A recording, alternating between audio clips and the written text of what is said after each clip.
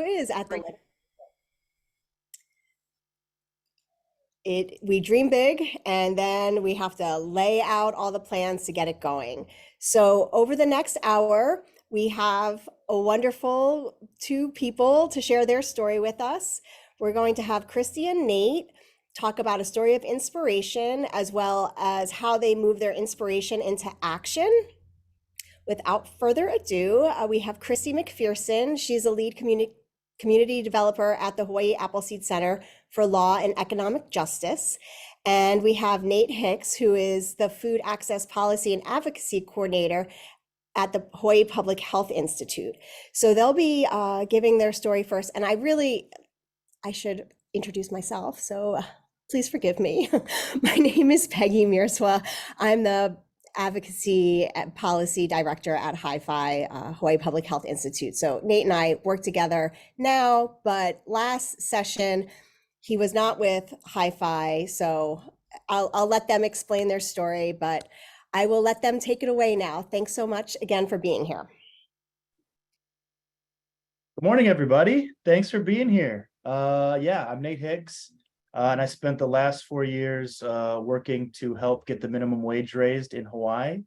I'm here to sort of share. For those that haven't heard, we did pass a bill this last summer after years and years of work. So I'm going to take the next little bit to sort of run through the timeline that this kind of occurred, and after that, we're going to sort of share some details on how we actually made that happen. So I also want to make sure that this is very interactive. I want people to be able to feel free to ask questions. We're going to have a little back and forth a little later too. So feel free to, write questions in the chat or write them down and we can have a little Q&A later. So appreciate your time. And if there's anything in particular that you do want to touch on, again, just let us know. Want to make sure that everybody's needs are being met. So, Chrissy, do you have anything you wanted to say first before we get started? No, I think we're good. Take it away, Nate. All right, thank you. Okay, so let's see. You got this going? Yes, good. Okay, sweet. So welcome. Going to run through the fight for a living wage. And this is going to just take the timeline from 2018 to 2022 and give you folks just a little idea of what kind of has been going on the public facing side of things to start off. So in 2018, Hawaii did raise its minimum wage up to its final step to $10.10 an hour. This was from a bill that had passed in 2014, raising it up from the federal minimum of $7.25 up to $10.10. And that had kind of matched what President Obama had been advocating for at that time. When he was president, he was saying we need at least 10.10, wasn't able to get it done. Hawaii did follow through in 2014, passing that bill. So it finally came into fruition into 2018. And then this is where this is where it kind of stopped, right? There weren't any planned increases. And so Living Wage Hawaii, the local group that I helped run, and Raise Up Hawaii, the larger coalition of advocates and groups, got started to push for a true livable wage, right? As we know here in Hawaii, that's 10.10 isn't enough to make ends meet. And so, we took on the effort to try to really get us a livable wage. What happened at the legislature that year? $15 by 2020 was passed in the Senate Labor Committee. This was one of the early stages in committees. For those that don't know, it's like the first step in the Senate. $15 bill, $15 minimum wage by 2020, so over 2 years, passed the Senate Labor Committee. But then it did not pass the next committee in Ways and Means. So that pretty much died there. And then on the House side, the House passed no minimum wage bill at all. So the 10.10 minimum wage was stuck. And at the end of the 2018 session, nothing was on its way. So we're going to be stuck at 10.10 for the next year. So then now we're on to 2019. Similarly, we have the Senate passing, the House ended up coming up with a bill that would provide $12.50 an hour for workers that do get health insurance from their company. And that would come into effect by 2024. Workers who don't get insurance would be receiving $15 an hour by 2024. So that was the bill that they were pushing for. And the Senate passed a bill that would give all workers a $15 minimum wage by 2023. And so what happens is when the House and the Senate don't agree, the bill is going to go to the conference committee, which is the last few weeks of session, and they need to kind of work out the details. They weren't able to come to an agreeable bill. And so what happens is throughout the entire session, both bills move, both progress. We're talking about raising the minimum wage, but it died in conference committee. So 2019 comes and all this momentum, all this energy, and nothing happens. At the very 11th hour, it died. So that's 2019, 2 years in, 2 years down.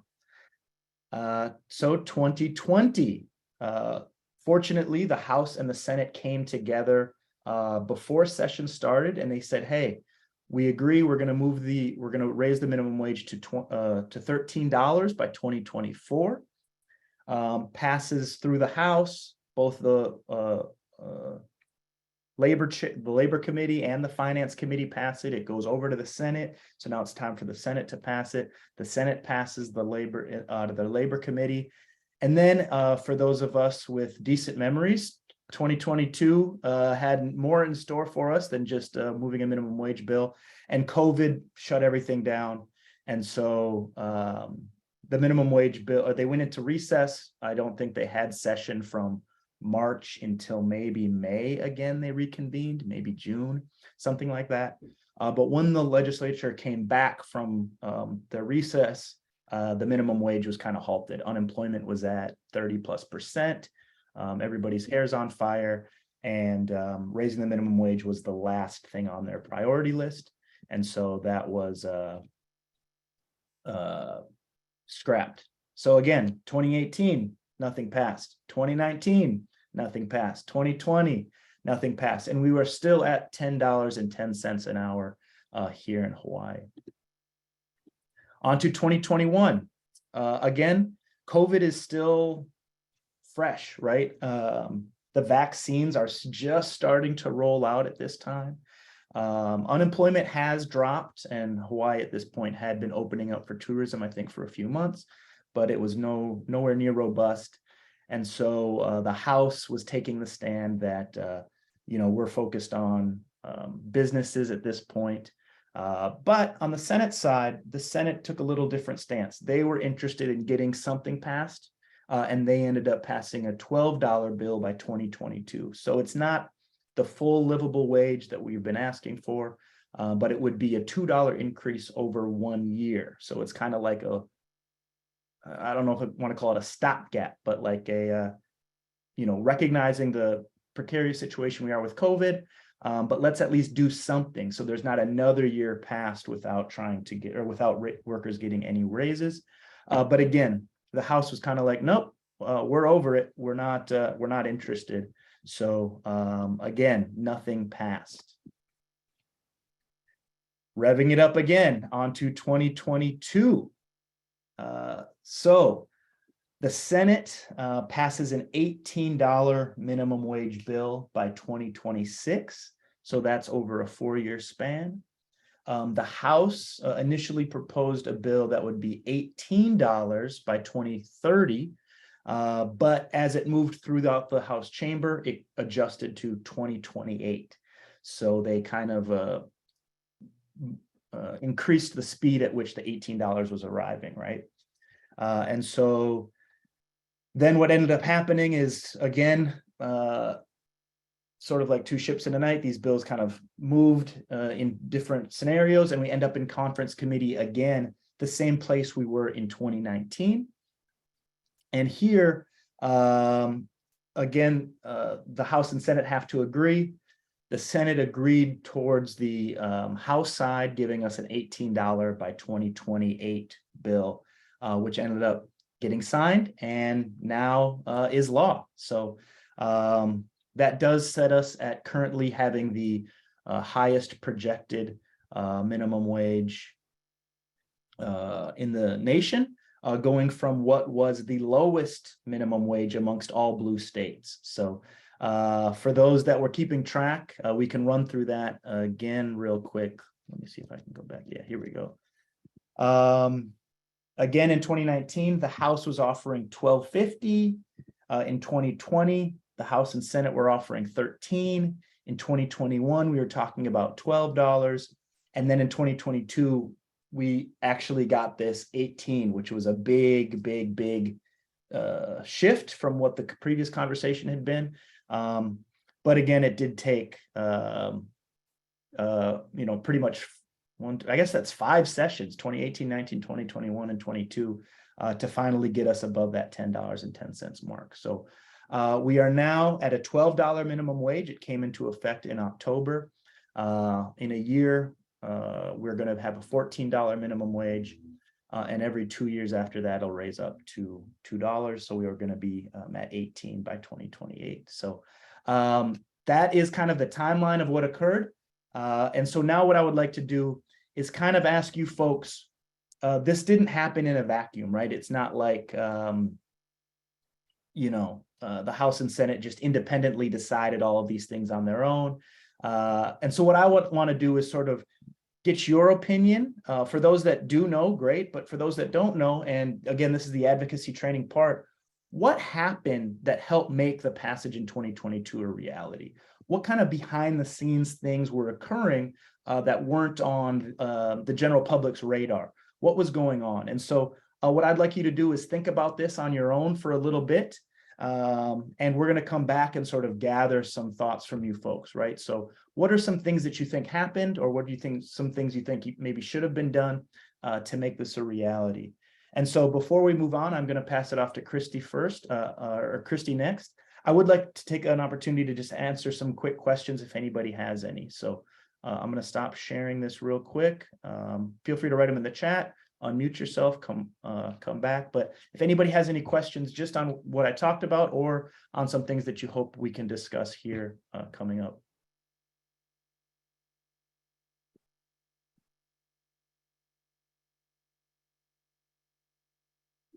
No? Okay. All right. Well, then what I'm going to do, again, keep thinking about what went on behind the scenes. Oh, okay, here's a question. Are you happy with the ultimate bill that passed? That is probably the most loaded question I'm going to get all day. At the end of the day, it is a huge win. And I can only speak for myself. I can't speak for everybody else. But I do appreciate the question. Is at the end of the day, it is a massive win. Again, $18 is a huge improvement for workers.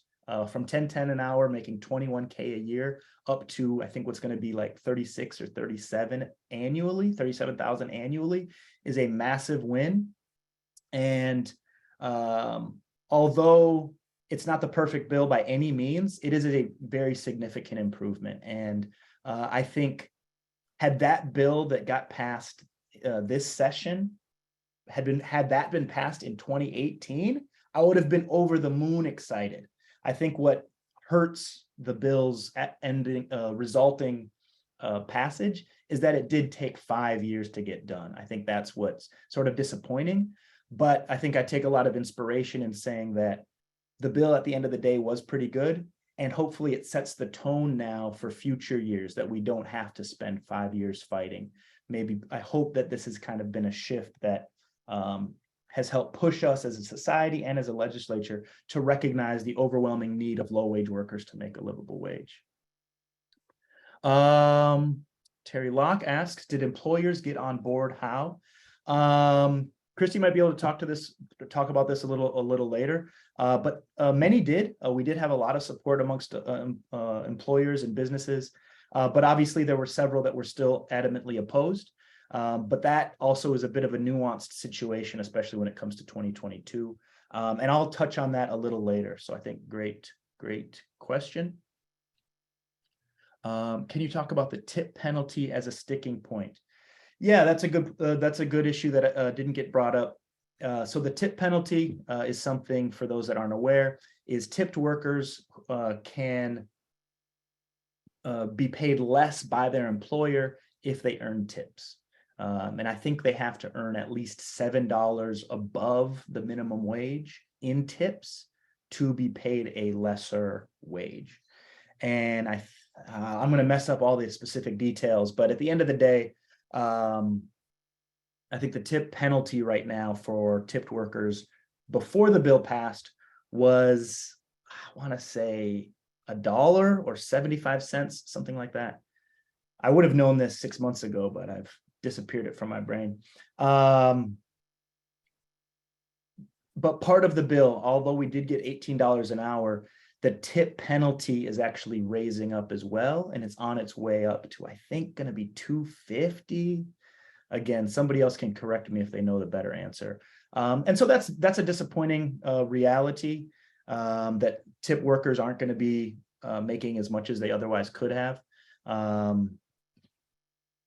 So yeah, again, it's not a perfect bill. And it was a big issue, especially for Senator Taniguchi. He was kind of our champion on the Senate side. He was the introducer of the Senate bill, and he was very firm on not wanting to get that tip penalty increased at all. And so he ended up giving some room with the House. Oh, there we go. Okay, it'll go to 150. So there you go. So Senator Taniguchi did end up in the conference committee giving room and allowing the tip penalty to raise because that was something that was important to the House side.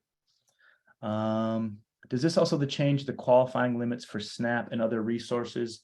No. And that Sarah asked, does this also change the qualifying limits for SNAP and other resources? It does not, especially SNAP is a federal program and they set their limits federally. And so they don't adjust it based on, what the minimum wage is going to be. Others are just purely income based. And so this will absolutely have the impact of, as people get raises, that will push them above the threshold for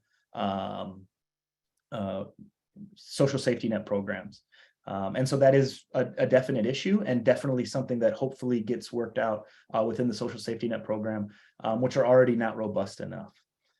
Okay, as inflation and cost of living concerns continue to be a concern for residents with deep lineage, do you foresee future advocacy to increase wages to offset futures and cost of living in Hawaii? So if I understand your question, Milton, you're just saying, will we continue to push for higher wages as cost of living increases? And from my perspective, absolutely. I think all of us who have been part of this effort for the last several years are very focused on the next bill that's coming up when we need to, when the $18 comes in. The fight has been for a livable wage and it needs to continue to be that way. 18 is not the end, right? $18 was a livable wage in 2020. And we're already now 3 years after that, and the minimum wage isn't going to get to 18 until 2028. So we're really going to be 8 years behind by the time this bill even comes into fruition.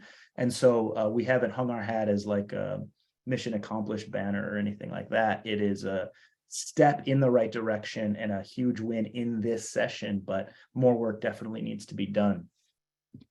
Axel asked, do you know how long it took to pass the earlier increase to 1010, similar 5-year timeline? I wasn't around for that fight. I think Nicole was, and she might be able to answer. I don't recall it being 5 years because I think Obama had come out in support of 1010 a few years earlier. But yeah, if you want to take that, Nicole, please. Yeah, I actually wasn't here for all of it, but the last time the minimum wage had been increased was something like 2007 or 2008. And so pretty much as soon as it had increased, advocates here started fighting. We originally were asking for $12, which was above the Obama number, and settled on Obama's 1010 back in the 2014 bill. And it took 4 years to get up to 1010. There were increases year by year, similar to the bill that we just passed earlier. So it does seem like here in Hawaii, raising the minimum wage takes years, unfortunately, which means workers get stuck with no raises for several years. So that's part of why I agree with Nate that we're going to get started on working on increasing the minimum wage even further as soon as we can. Thank you. Thank you very much. Okay, I think that's all the questions. If I missed something, please alert me. Realistically, how significant is grassroots public displays like sign waving impactful? Oh man, you've set it up perfectly.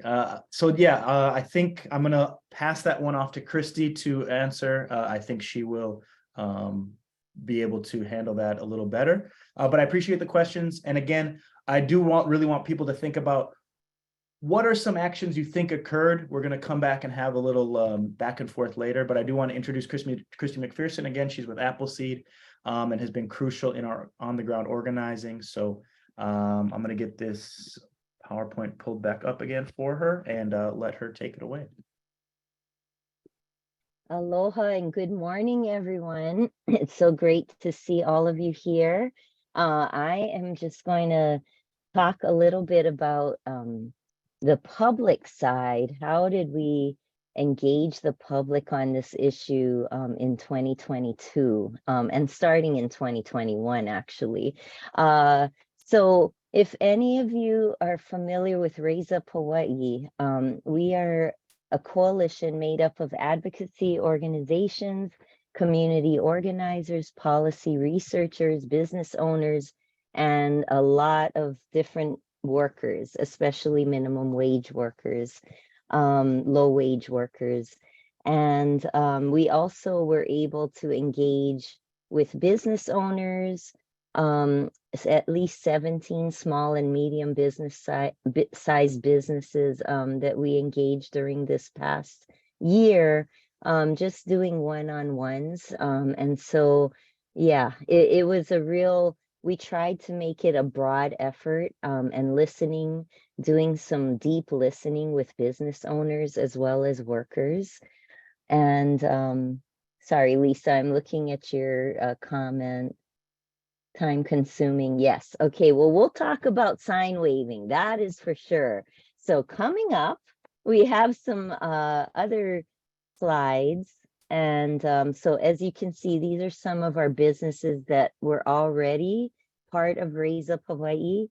And it's nice, different variety of organizations and unions and other even you know, other grassroots organizations. So, okay, our first sign waving picture. This is from Kauai.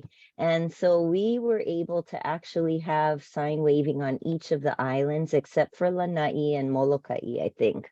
But we tried to engage advocates on each of the islands to go out and let the public know that we are trying to raise the minimum wage. Because believe it or not everybody watches the news or reads the paper. And so, you know, maybe many of us do, but I also know many that don't. So how else are they going to know what's going on but to go out there in local style, do some sign waving? So here's another beautiful photo from Kauai. Uncle Ray over there, and Maui, Lisa, there you are in the green, sign waving on Maui, right in Kahului. So that's our group of advocates there. This is Hilo on the island of Hawaii. We had some students. There's Kelly, our living wage supporter, always out there, shaka with everybody in Hilo. There's our group from Honolulu out there right by King Street and Dillingham. So we tried to hit all the areas around the island, on Oahu especially. Here's Like Highway, our kupuna out there, sign waving because they believed in raising the minimum wage. There's Jun Shin and some of my interns, right in front of Kamehameha Shopping Center. This is Waipahu, our clubhouse. Folks out there sign waving. There's a lot more people that were there, but I just love this picture right in front of Waipahu High School. This was in Kaneohe. We had people from Clubhouse and Hawaii Workers Center. They were a big supporter of this effort as well. There's Yoko out there with us. And there we are in the rain. It was pouring rain, and we were still out there sign waving because we believe in raising the minimum wage. And it was really cute. We had like this gentleman walk by us on the sidewalk. I'll remember that. And he said, "Oh, why not more than that?" You know, so anyway, it was really great. And we got tons of honks, tons of people like Shaka, you know, honking their horns saying, "Yeah, it's about time," you know. So this was a wonderful opportunity to just engage with the public. And you know, there we are in Eva Beach, sign waving out there on Fort Weaver Road. Let's see what else we got. We got Poly Highway right in front of Nu'uanu Congregational, in an afternoon when everybody's driving home from work. So we tried to do it in the late afternoon. Oh, there's our advocates on the corner of Atkinson and Ala Moana Boulevard, sign waving. I think I was on vacation then, but they took up the charge and went out there. And then in addition to sign waving, we also had a couple rallies during the legislative session. And that was really super cool the way it all happened. So we tried to reserve the Capitol on a certain day in, I think it was in March, or April. And it turned out that this mysterious organization was going to be reserving the rotunda at the same day on the same at the same time. And we were kind of like beside ourselves because we didn't know what to do, because we really needed it to be that particular day for some reason that I don't really remember. But what happened was I reached out to the organization that was reserving the rotunda, and it happened to be the Lala Kea Foundation. And they are a Native Hawaiian organization that really works to perpetuate the culture of Hawaii and also Mauna Kea. And Auntie Noi Noi Wong was so generous and gracious to allow us to share the space with them. And it really kind of brought together these two very different organizations, but we got together and we all did a rally together. So as you can see, they're there on the right-hand side, and they had the kumu, they had kumu there, they had chanting and dancing, and they listened to us. There's Uncle Ray speaking, and we also participated with them, which was really great. And you know, we're all in this together, and there's a bunch of people in the back sign waving during our rally. And there you can see we have some living wage supporters out there doing the dance, the hula, and also chanting with everyone. It was just a beautiful day. And then we had sign waving out in front of the Capitol afterwards. There's some more people sign waving. And then after that event, we also had another rally that was put on by the unions. And so there's Representative Capella speaking. We had a lot of legislators and senators there. There's Senator Taniguchi, our champion there, right, holding a sign in the middle. And I see Representative Peruso. We had quite a few people there. And there's an active shot of people listening to the speeches there. And there they are. There are the, I love the motion pictures. It's, yeah, they were there supporting our bill on both the Senate and the House side. And this was one of our final sign wavings out in front of Speaker Psyche's apartment, actually, on the corner of Ward and Kapi'olani. So we had a great group. This is not even all of the people who showed up, and we were making tons of noise. And you know, we had been out there regularly, but this was like the big one where everybody came out at the end just to make that final push to get this bill passed. yeah, so that was a lot of fun. We gotta have fun. You know, when you're doing this work, you have to make it fun because this can be really challenging and dreary stuff sometimes, and it's very stressful. So I always try and infuse some fun in there. That's what we have to do as advocates. So, and we like to party. Okay, so after we win, we like to celebrate. Make sure you celebrate your wins with your advocates, with your people that were out there, you know, doing their thing. And so we had a mahalo party. And as you can see, we have some HCF folks there, and Kim Coco was there. And oh, there's Nate right there on the table. Yep, enjoying everybody. Yeah, there's some more advocates there. We had this at Church of the Crossroads. So during this time, during the session, we had organized over 100 pieces of written testimony. We made tons of calls to legislators that were in people's districts. We did a couple op-eds that we organized. So one was from the leaders of the various religious groups. So we had Bishop Larry Silva, Bishop Fitzpatrick, and also David from the United Church of Christ. So that was really a really important op-ed showing the solidarity and the unity amongst the different religious leaders.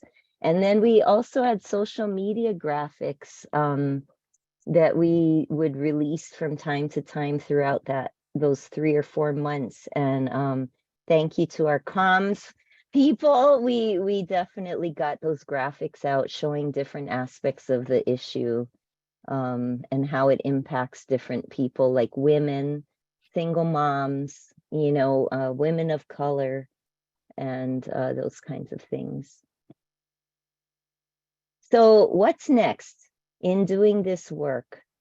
We always want to ask who our impacted folks are, and we want to do one-on-ones with them to engage them, to listen to them, and then have them lead on the issues. So when you have rallies or testimony, you want to have people who are really connected to the issue, who really understand what it's like not to make a living wage. And so those are the people that you want to really focus on during your campaign. And then turnout is always important for every occasion, for sign waving, rallies, testimonies, hearings. You always want to try and get as many people as you can. And of course, social media is very helpful, but I always start with a phone call. Phone calls are old school, but they're very important in getting people to come out. That's and if you can do a phone tree, great. Just whatever ways you can to get people to show up in person. That's really key to any kind of organizing. And then just engaging the public, getting them fired up, getting them upset that we don't have a minimum wage that can really support people in Hawaii. And that's really important. Our public is everybody, you know, they're the voters, they're the people out there that are being challenged by everyday things, and we need to engage them as much as possible. So that's pretty much it. If you have any questions, you can put them in the chat, or you can ask them now before Nate goes into his section here. Any questions? I hope that answered your question, Lisa. It is a lot of work organizing sign wavings, but it's also, I feel it's pretty effective in getting people to understand what's going on. And just to get their feedback, like through honks or screaming, yelling. I mean, we've had people on both sides yelling at us, but that's a good way to get a pulse of where the community is at. No, I'm not sure about data. All I know is I think it helped to move things along because what happens is that the legislators even pass the sign waving. I've seen legislators drive by the sign waving. And I think it shows them that we are out there, we're letting people know what's happening. And so, yeah, I think it definitely helps to add that pressure. How do you choose the locations? We really just looked at who our major advocates were and where they lived, and also where we can touch different areas of the community, and just having people drive by. So we tried to choose different locations on the island. We could have chosen more, I'm sure. But yeah, so sign waving. Yes, this was a new thing we did in 2022 that we didn't do before. So we thought we'd give it a try. I'm a believer in trying new things, so let's try it and see what happens. Further advocacy should include further equity amongst vulnerable populations, specifically how advocacy will impact and improve our Spanish speaking Native Hawaiian and Kofa. Do you have any on how to engage? Yes, so Milton, we also tried to make the EITC refundable and permanent this past session. And so we were able to have a lady from Koshrai, and she spoke thanks to the Hawaii Workers Center. We connected with them, and you know, they have a relationship with a lot of Kofa speaking migrants, and so we got them on board. And also, you know, I've worked with a lot of Kofa folks, so I could just call them and have them come out and, you know, speak on their own behalf of how it impacts them. And with our Native Hawaiian community, we you know, they were there. So I just think doing one-on-ones and building relationships is super important when you do any kind of advocacy. Wow, lots of great questions. Oh, wow, Lisa committing to doubling the numbers this year. I like that. Okay, yay. Over the 5 years trying to pass the livable, how else did the outreach strategy change or evolve? Well, I think I remember being involved about 3 years ago when we were trying to raise it. And what we did was we went out, and I think we had a day that Nicole helped to organize, if I remember correctly, at the Capitol. And we went and visited the various legislators. And so that was it was sort of a outreach day, legislative outreach day. Nicole, you might want to expand on that if you can remember, but I believe that's one of our main things that we did back in 2019, I think. Was that right? Yeah, that's the year that I broke my foot, so I remember Oh, that. she remembers it I was clearly. Okay. hopping along. Yeah, so lobbying day are another tool. If you have a good number of folks who are interested in your issue, a great way to do it is to match them up with their legislators. And the Capitol website has a place where you can just type in your address and get your legislators' names. And there's a room, 401 in the Capitol, the public access room. They've got all these lists of where all the different legislators' offices are. And you can also look on the public accesses room website. And so you can go up there, gather your people, figure out, you know, where all the offices are that you would like to visit. And definitely having people visit their own legislators is much more effective than just, you know, kind of visiting any legislator. So that's something you can do. And then also, of course, if you can't cover everyone, then you can go to other offices and just have some kind of piece of paper to let them know your issue. And then, you know, it's helpful in the building that there's a presence inside the building as well. Like Christy said, legislators can drive by and see the sign waving. But when they also see a bunch of people walking around the building, and sometimes we'll have stickers or t-shirts that match so they know that we're all kind of like doing the same issue. They notice that too. And that's another way to show that the community cares about a certain topic. So yeah, it's good that you remembered that one, Christy. it's very vivid in my mind. But you know, you folks are making some great comments, and Milton, we would love to have your participation in this moving forward from Hawaii Island. Um, do you have any successful strategies for when people become discouraged due to the process? Oh boy, do we know about discouragement? You know, this stuff is not easy, right? Advocacy is very time consuming. It's very, it's all encompassing, especially during session. It can get really intense, even trying to pass something on the city or county level. And so I think what we try and have people do is when they feel discouraged, you just sometimes people just need a timeout. I mean, to be honest, sometimes people just need to step back and take care of themselves and come back ready to go, you know, and it's going to be a lot of setbacks, as we all know. So I think just being there, lifting each other up, focusing on what the goal is, that you want to get this passed, and just understanding that even if it doesn't pass, this is a step towards, like what Axel was saying. You know, sometimes it takes 3 years or 5 years, but you got to keep at it. And the more you can do to engage the community and organize, I think that definitely helps to kind of push it forward. I'm an organizer, so I believe in organizing, and that's what I do all day, every day. That's all I like to do. So, you know, maybe you're talking to the wrong person, but I do think that it is very important to keep your eye on the prize, everyone.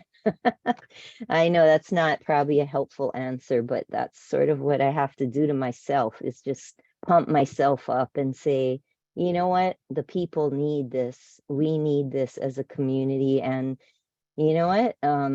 Take one for the team. You know, if you have to be out there every day sign waving, then that's what you and that's something you're okay doing, then that's what you do. So oh, thank you, Will, for that comment. Do you have day jobs? That's a good question. How do you get access when you work the same hours? No, no problem, Jen. Thank you for that question. We do have day jobs, and my day job is organizing. So I know that it's very challenging for people who work 9 to 5 or 10 to 6. But what we try and do is just encourage people to come out. I know when I was younger and I was not doing organizing and I had a full-time job, I would try and see what I wanted to put my time into and just show up for things. I was part of another organization, and I did a lot as a quote leader, but it's an unpaid position, obviously doing this work. And so you just have to do what you can do. If you can submit testimony, take a few minutes after work and write up your testimony. Whatever you can do to do advocacy is great. That's what I say. Some people love going out, sign waving, they have the time. Great. Some have time Thursday, not on Wednesday. Fine, you know, so I think that's how we usually roll. Yes, and uniform logos, I think are great. I know, I believe in t-shirts. I think when you're in a room and people don't know who you represent, it's great to have t-shirts. So we had living wage t-shirts that that Nate had already created back in the day. So we just printed more of those out and gave them out. So a lot of people, even in this room, have a living wage shirt, a black living wage shirt. Okay. All right. I think we'll move on because I know Nate wants to talk about the other side of this, which is sort of the unexpected twists and turns. So I'm going to turn it over. And by all means, if you want to continue putting things in the chat, I can respond to you. So thank you so much. Thank you very much, Christy. I'm gonna dive into some of the other strategies that we went into, but I do want to ask you folks again, what are some things that you think we might have been doing? Feel free to throw it in the chat. Feel free to, come on screen and unmute yourself. What are some other components, other than what's already been discussed, you think might have gone into this effort to try to help raise the minimum wage? And I actually am pretty excited for some wrong answers to come up that might be an inspiration for what we can do in other efforts. So there are really no bad ideas. So what are some things you think might have helped that we did? What are some things that you actually might suggest, even if it hasn't been done? Again, feel free to pop up, introduce yourself, or just throw it in the chat. And then I'm going to go and walk through some of the other behind the scenes stuff. So. Identify champions in the legislature. Absolutely. That is a huge one. Having representatives or senators with inside the Capitol building that can be a push inside the caucus meetings, be a push to other legislators is absolutely huge. Plus, they have a better understanding that can help us develop our message. And so having allies in the building is absolutely huge. The national union movement.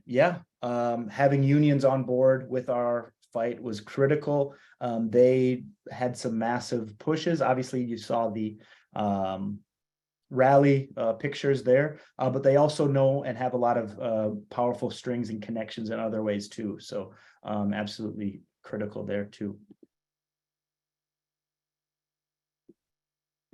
Okay, if I'm not seeing anything else, so I'm just going to sort of run through what I've got, and then we can kind of discuss after that.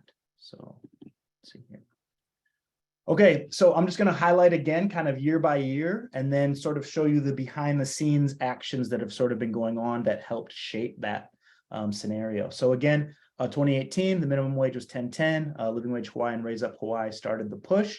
The bill, $15 over 2 years, passed the Labor Committee and then died once it reached the next committee, so never actually passed the whole Senate, and the House didn't do anything at all. So what happened behind the scenes? So I think this is very telling.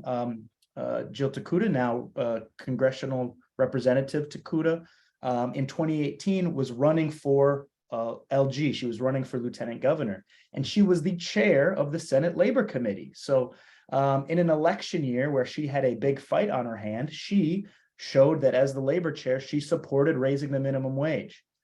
The other committee chairs who were not in big races decided not to move the minimum wage bill at all. And so I think that sort of is a good canary in the coal mine of things to come, where if Senator Takuda at the time, now U.S. Representative Takuda at the time, was not in the LG race, it's very possible she might not have moved it. I'm not going to say she wouldn't, and I'm not going to say either or, but that definitely probably had at least a little bit of an impact.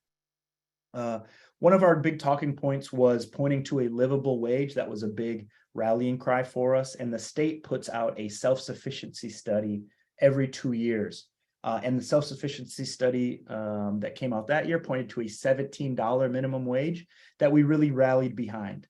We actually got the Star advertiser, I think, posted on the front page of the Star the actual calculations for how much it costs to live. And so that was a big push, really got our efforts front and center, and became a big talking point. Ige was running for re-election that year against Hanabusa.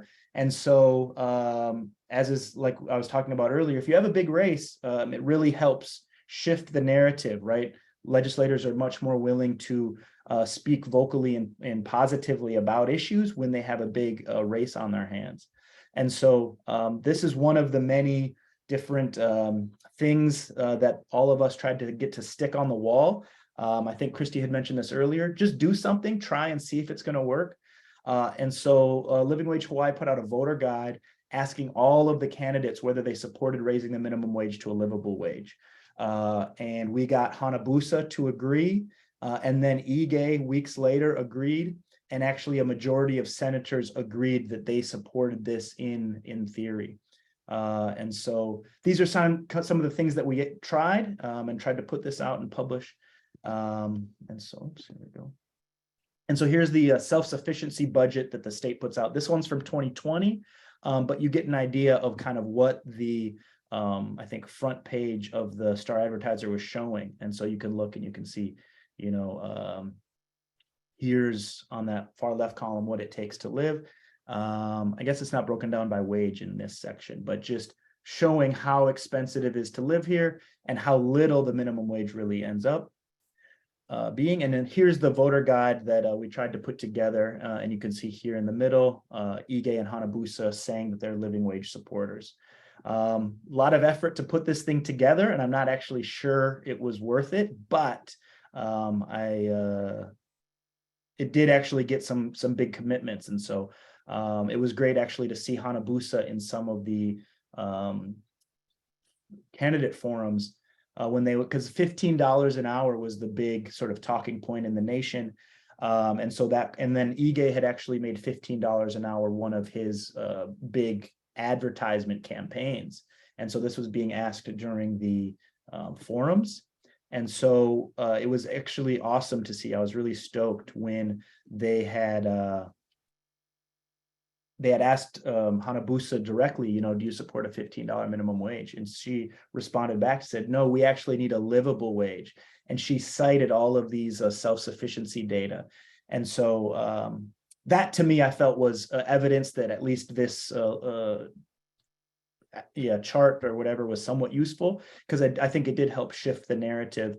And yeah, like Will says, it allows us to point to and say, you said you support this. And so the promises they make during the election can actually help shift the conversation going forward. So then back to 2019. Again, this is sort of what had happened on the surface. The House passes 12 or 50 an hour for workers with insurance, 15 without. But then the bill ended up dying in conference committee. But kind of what was going on behind. So we got a lot of media attention that year. In January, minimum wage was front and center. Both the House and Senate said they wanted to get this done. Takuda, who had ran for LG, was no longer labor chair. Senator Taniguchi came in, and he was a big supporter of raising the minimum wage from the get-go. It didn't take really any convincing at all. We went to him and asked him to support, and he was down. And another thing was the Senate and the House weren't then, and maybe still aren't now, really getting along. So they're always trying to fight with each other. They're always trying to make each other look bad or pass their bills or agree, but it's not like a unified front, which many might assume since they're all Democrats. So why did it die in conference committee? The bill died in the 11th hour, and the claim was because of the insurance provision, right? The House wanted to make it so that workers with insurance got one wage, workers without got another wage. And the argument they said at the last second was that that was unworkable. I'm not sure if that is the real reason or not, but that's what they said. But then just a few weeks later, Speaker Psyche came out with an op-ed in the Star Advertiser saying raising minimum wage isn't black and white, which I think points to the real reason why it died is they didn't want to do it. It was all smoke and mirrors from the beginning. And I was actually very surprised to see Psyche come out and take that very public stance.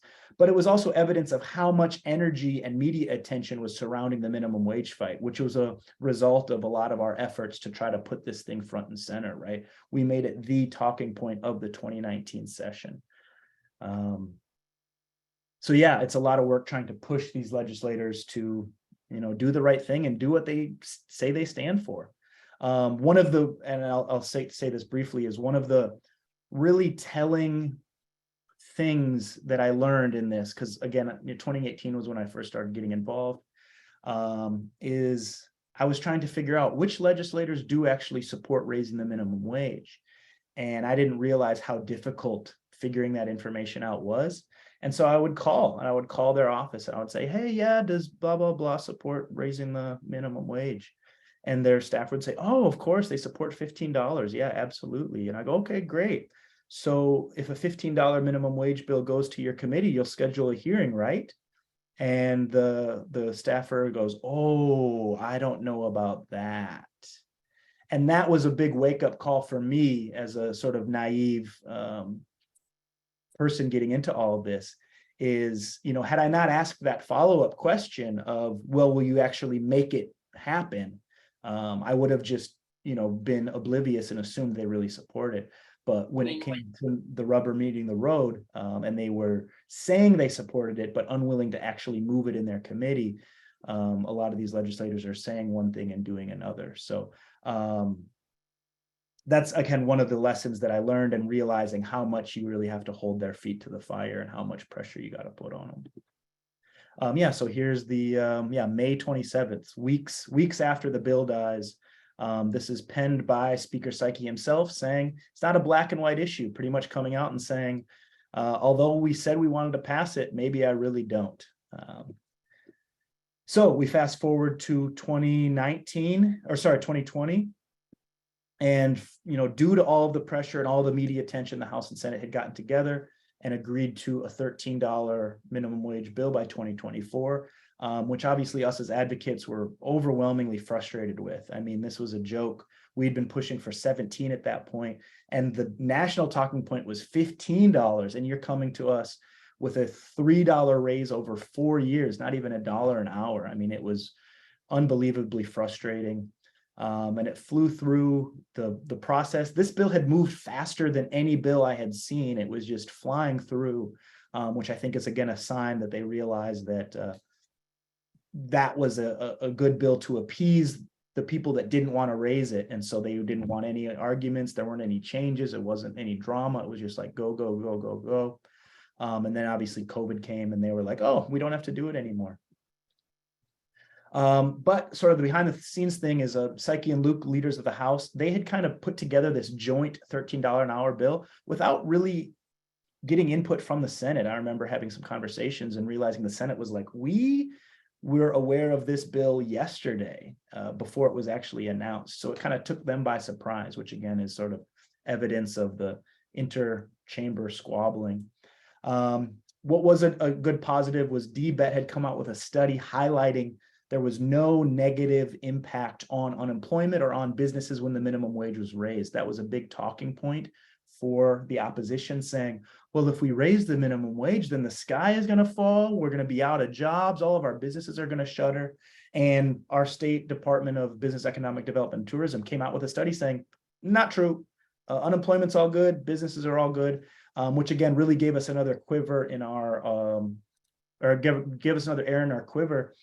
To really be able to highlight and talk about how this isn't an anti-business bill. This is a pro-business bill. It's a pro-worker bill. And that really gave us an opportunity to push back. And then in 2020, Joe Biden won election while endorsing a $15 minimum wage nationwide, which again, might not seem like a big deal, but it really helps shift the narrative when here in Hawaii, our Democratic leaders are talking about a $13 minimum wage in the most expensive state in the nation, having that to point to and saying, you're telling me you're more conservative than this president who represents the entire nation. It really looks bad for us here, especially us legislators, to have that as a stance. So that was another big help in our fight. And then Kim Koko Iwamoto ran against Speaker Psyche that November in huge response to the lack of effort on the minimum wage. I mean, it had been 2 years now and nothing had gotten done, or 3 years now and nothing had gotten done. And Speaker Psyche had been in for decades. And so she was kind of looked at as this like, no chance candidate.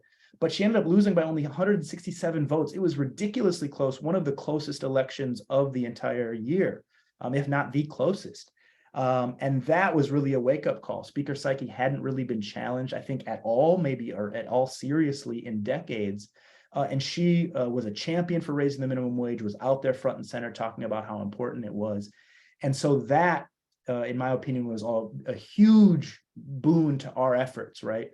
To show the speaker that, hey, you're going to have to face some opposition if you're going to continue to balk at raising the minimum wage. And so, so here's the study that had come out. Minimum wage hikes have had little long-lasting effect on businesses. This is the Civil Beat coverage of the study. And then fast forward to 2021. Again, I sort of discussed this earlier. We're still in the, heart, little after the heart of the pandemic. And so the House is using that as an excuse to not do anything. And the Senate passed $12 over the course of a year. But the bill dies in the House. But there was a lot of effort being done as well to keep that momentum going. Although the House was kind of avoiding any conversation on the minimum wage bill, we had an op-ed from the Democratic Party chair to support livable wages that ran on the Big Island. And the labor chair in the House is a Representative Onishi from the Big Island. And so that was a big, important marketing campaign. Like, oh, this representative who's refused to hear any minimum wage bill is now having an article in his hometown paper talking about support for a minimum wage hike from the Democratic Party chair. That's a big push to help continue to move the needle. Worker Center had a rally at the Capitol, not only talking about minimum wage, but also the massive hits with unemployment. And then we actually sent flyers out to both Onishi and Speaker Psyche's districts, getting those voters engaged, making sure that they are giving him calls, making sure that they know that we're not going away. We're here. We're trying to make sure we are as loud as possible. And we had targeted social media ads running as well to make sure not only we're getting physical flyers, but digital ads. You can't just disappear into the night, not have a minimum wage bill and assume you're going to get off scotch-free. Yes, COVID is real. Yes, COVID is a massive issue, but we can do both. We can handle COVID and we need to raise the minimum wage. And another massive thing was a huge effort is the labor unions got together and pushed a big floor vote, pushed for a floor vote on the minimum wage bill.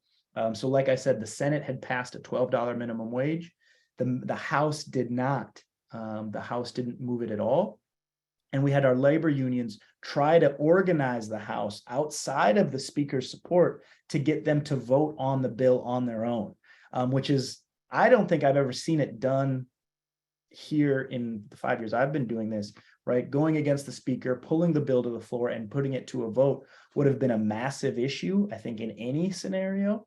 And so to have the united front from all these labor unions pushing to get it forward was a huge issue. And I think a wake-up call as well for the Speaker to say, hey, I can't continue to act in this manner, which now here are the flyers we sent out.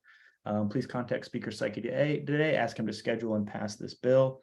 And so, here are some groups that help support that. And then here are some of the social media ads. Your Hawaii representative, Speaker Psyche, is blocking minimum wage increase, demand a raise now. And then labor leaders urge lawmakers to move minimum wage increase. Teamsters, LWU, and Local 5 asked Speaker to schedule a floor vote by Wednesday. And then, it never actually came to fruition. A floor vote didn't happen. It kind of fell apart. But this public display of organization, despite the Speaker's efforts, I think will big. And so 2022, Senate came out and passed an $18 by 2026 bill. Again, House proposed 2030, moved to 2028. And then bill signed, then ended up passing at 2028 and signed by Governor Ige. What happened behind the scenes? So HGEA, the biggest labor union in the state, represents the government employees. They sent a letter, their leader, Randy Pereira, sent a letter to all legislators asking for an $18 minimum wage, which kind of was the spark. And then Psyche came out a few weeks later saying, we're going to do it, $18, which was a surprise to all of us. We all couldn't believe it and assumed it wasn't real or a lie. And then the initial proposal from the House came out, and it was again by 2030. But a big help, a massive help. I can't overstate this enough. I can't understate. I can't say this enough. The Senate, again, is kind of at odds with the House, and they decided, Speaker Psyche is going to come out after all of this few years of balking at the minimum wage hike and announce 18. We're going to go and we're going to pass it the first week of session. We're going to pass $18 by 2026. It's going to be a stronger bill than what the House is proposing. And we're going to just put it on your desk. And so the entire House was kind of like, on pressure. The Senate has made their move, and now it's on the House to decide what to do. And another big issue was Sylvia Luke. She was the finance chair, a very powerful place, had a big leader in the House. She ran for LG last year and won. But because of all the pressure that we had been putting on the entire legislature, she knew she couldn't come back and try to win LG without getting a minimum wage done. So she moved the bill from 18 by 2030 to 2028. She moved it up 2 years. And then again, Kim Coco was running against Scott Saiki again. And so Scott Saiki couldn't come back after that close victory a few years earlier and then come back with another minimum wage hike, right? We've showed over the last 5 years that we're organized, we have support, the community is behind us, the media is behind us.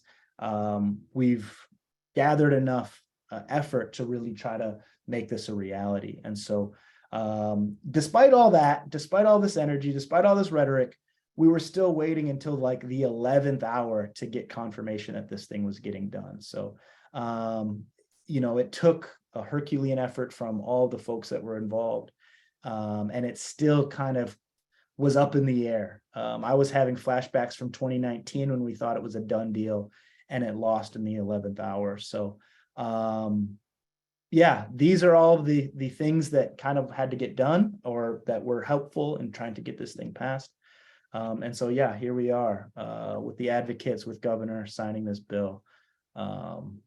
Yeah, it still seems a bit surreal. Like I'm like so PTSD over 5 years, like never thinking it's going to happen, that I'm still like in a little shock that it's law and it's on its way. Lessons learned. Persistence. Losses aren't necessarily a sign of failure. Rome wasn't built in a day. We didn't back down. Every year we came back saying, this is what we demand, this is what we demand, this is what we demand. And they're like, what about 12? And we're like, no. What about 13? No. Livable wage, livable wage, livable wage, and we're not going anywhere. And I think I want to also just talk briefly about the discouraging issue. And it is very discouraging. It is overwhelmingly discouraging. And one of the lessons I've learned is take your mental health days, take your time out. If you're allowing yourself to just be in a negative mood the entire time, you're not going to be effective. You're not going to be a good advocate. And so maybe you need to take a year off, 2 years off, 3 years off, whatever it is. You need to have the positive energy to be able to be engaged and be active and be positive for the movement. And if you can't do that, then it's all good. Maybe it's somebody else's time. We all can't be all things at all times. And so take your time to make sure you're ready and excited to be engaged. And once that comes, then do it. And so that's kind of my lesson. And, again, failure, although it's failure, like Christy had said, each little bit helps. And so our losses in 2018 helped us get closer in 2019. It helped us get closer in 2020. And all of a sudden now we have this, highest minimum wage in the nation. So significant media coverage, I think, also helps. Legislators don't want to be in the paper having their names drug in the mud. And so don't let them off the hook. Make sure the media is engaged. Massive community support, right? Like I said, having that is crucial. Having as a large coalition, a passionate coalition, an energized coalition, a coalition that can help make calls, show up to rallies, this, that, and the other. And then the electoral pressure is also huge, right? Big races for Saiki and Luke this year pushed them to make a big push to earn voter support, right?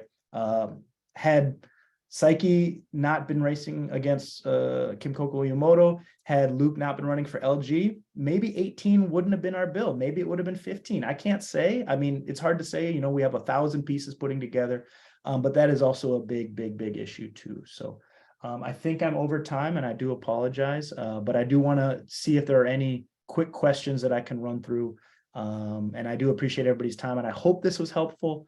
I wasn't really sure exactly what everybody was hoping to get out of that, but yeah, if there are any questions, I'm happy to take them, hopefully quickly now. Thank you, Nate. Before we go into questions, if you need to take a bio break or take a few minutes, please do, and we'll come back at 10:10, or you can stick around and ask whatever questions you want. Thank you.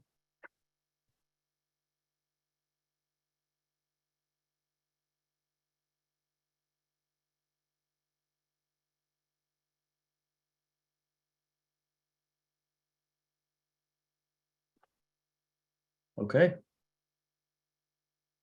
Well, I'll stick around, but otherwise, thanks everybody. And yeah, I appreciate your time. And yeah, have a nice day.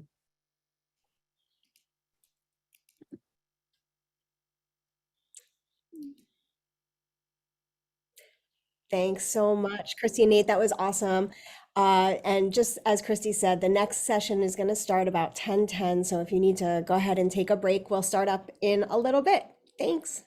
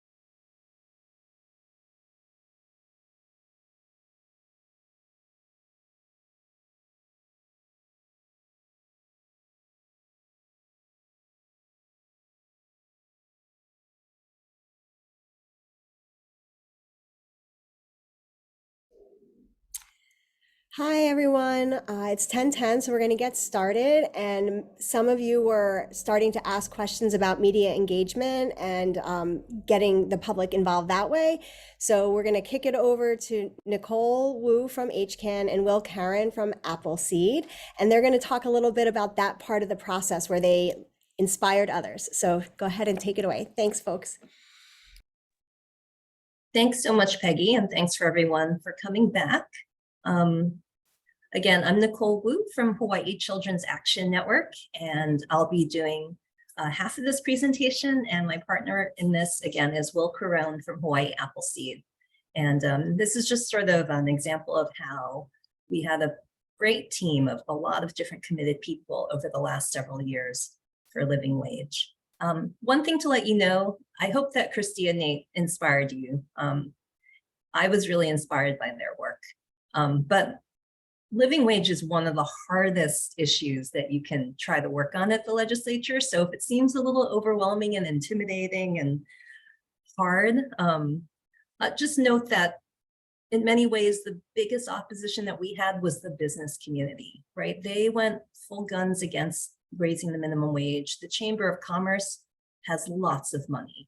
So if your issue that you're interested in doesn't involve like a direct sort of cost to businesses, your campaign probably won't be as hard. But we're picking this campaign as an example for all of you because it has so many components, and hopefully you can use some of the tools that we're showing to you, but definitely you don't have to use all of them, because I do know it can seem overwhelming, and especially if you're doing this as a volunteer, everyone doesn't have like a ton of time to do all this work.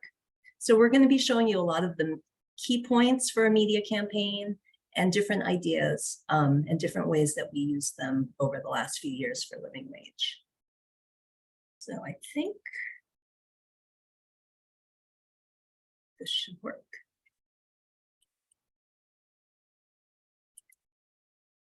Okay, so there's a few basic components to having a good media campaign. And we're talking about social media, newspapers, radio, TV, all different types of media as a way to get your message out to the public, to legislators, and to journalists, all the reporters. Those are the three super key audiences. I think you need to start with research and some message development. The next big step is cultivating your supporters, which is a lot of what Chrissy was talking about, but also thinking about your supporters in terms of getting media coverage. There's a whole bunch of different communication tools that we'll talk to you about later on in this session. And there's a whole bunch of different types of tactics you can take to try to get the media, and this is the traditional media like radio, TV, newspapers, to pay attention to your issue. So I'm the Director of Research and Economic Policy at HCAN, so I'm a geek, I'm the researcher. I'm the one who kind of reads boring papers and tries to apply it to whatever problem it is that we're trying to solve. So there's a lot of background research that is a good idea to do. Depending on your issue, there might not be a lot to do. Minimum wage happens to be a topic where there's just been tons of economic papers done over decades. So there was a lot to look at. I didn't become like a PhD, but I did look at different reports. And like Nate mentioned, there's this report from the state about a self-sufficiency wage, which we took and used it in the living wage campaign. Think about the questions that people are going to ask you. One of the best ways you can try to do it in the bubble by yourself, but it's actually even better to just talk to people, talk to your friends, talk to your aunties, find out what their questions are. Because these are the kind of questions that a reporter or a legislator are probably going to ask you. So think about that a bit as you're preparing your campaign. And then think about the opposition. Think about what they're going to say. Again, for the minimum wage campaign, the business community came out against it, and they threw so many different arguments against it. Some of them we knew were coming. Others we heard, year after year. So like as the campaign developed over years, we would think, oh yeah, there's that thing they said last year. We need to figure out a good response to it. So think about the opposition, what they're going to say, so that you're ready for it. Because again, legislators will probably, they, have heard some of these other points and they want to know what your response is. And after doing all that research, you're probably going to have a lot of ideas in your head. And sometimes your message might come out a little garbled unless you think about what's the problem and what are you trying to solve, and having a really clear and short message that, again, the public, the legislature, and reporters can understand very quickly. And then finally, branding helps if there's a way. Chrissy was getting into it with the t-shirts, but branding is a way to help make your campaign more visible and more identifiable. So here's a link to on the Raise Up Hawaii page, facts and figures, just a sample of some of the type of research we've done. Nate talked about that self-sufficiency wage, and he showed that table. And that only shows annual salaries, right? So what we did is that we took that number, 30 something thousand a year, and we divided it by 2,080, because if somebody works 40 hours a week, 52 weeks a year, that's 2,080 hours. And so we divided that. And he was showing you the 2020. This is the 2022 number. It came out to 1956. You can see it on the left side of the slide. And as Nate mentioned, we started with the 2018 number, which got us to 17. And it was a really great way to say 15 is not enough, because the national conversation was at 15, but we wanted to say we need higher in Hawaii, and we have proof. And then every year that number went up. Our own State Department of Economic Development was saying it should go higher, it should go higher. So, I think if we were being totally following the research, we would have pushed for $20 in 2022. But the problem is that there's the political appetite, right? We were pushing for 17 for a couple of years. Then we pushed for 18, and we kind of thought, okay, this might be as much as the legislature and the public can deal with. And we had been, and the idea of switching our number all the time might also confuse people. So we stuck to 18, but we said even 18 is not enough. And I do think that an $18 minimum wage would not have passed if our campaign and our advocates hadn't been saying 18 for a few years. And another way, you can see on the right side, there's a group that works on affordable housing issues, and they have a study every year about how much it costs to rent an apartment in every single state and how much it is compared to the minimum wage. And so we just used that and made some, very simple summaries of the research. For instance, a Hawaii minimum wage worker would need to work 3.5 jobs to be able to afford the 2-bedroom apartment. So, taking a look at the research and then finding ways to drive the message home in a simple way, because legislators and reporters don't want to read the entire report that you're looking at. And again, I mentioned thinking about questions. So we've thought about them, and then we actually put it on one of our web pages. Just questions that people came up with, like how much is the current minimum wage? Why $18? And that page goes on and on, our FAQ page. And this is also helpful for your own supporters and advocates if they're if they're talking to their friends and family and they have questions, you can say, oh, hey, we have this page where we've covered a lot of these questions. And then, as I mentioned, thinking about the opposition. These are just a couple of the examples of the ways that we responded to the opposition. The business community, on the left side, you can see the hamburger and the bananas. The opposition kept saying that raising the minimum wage would make prices skyrocket.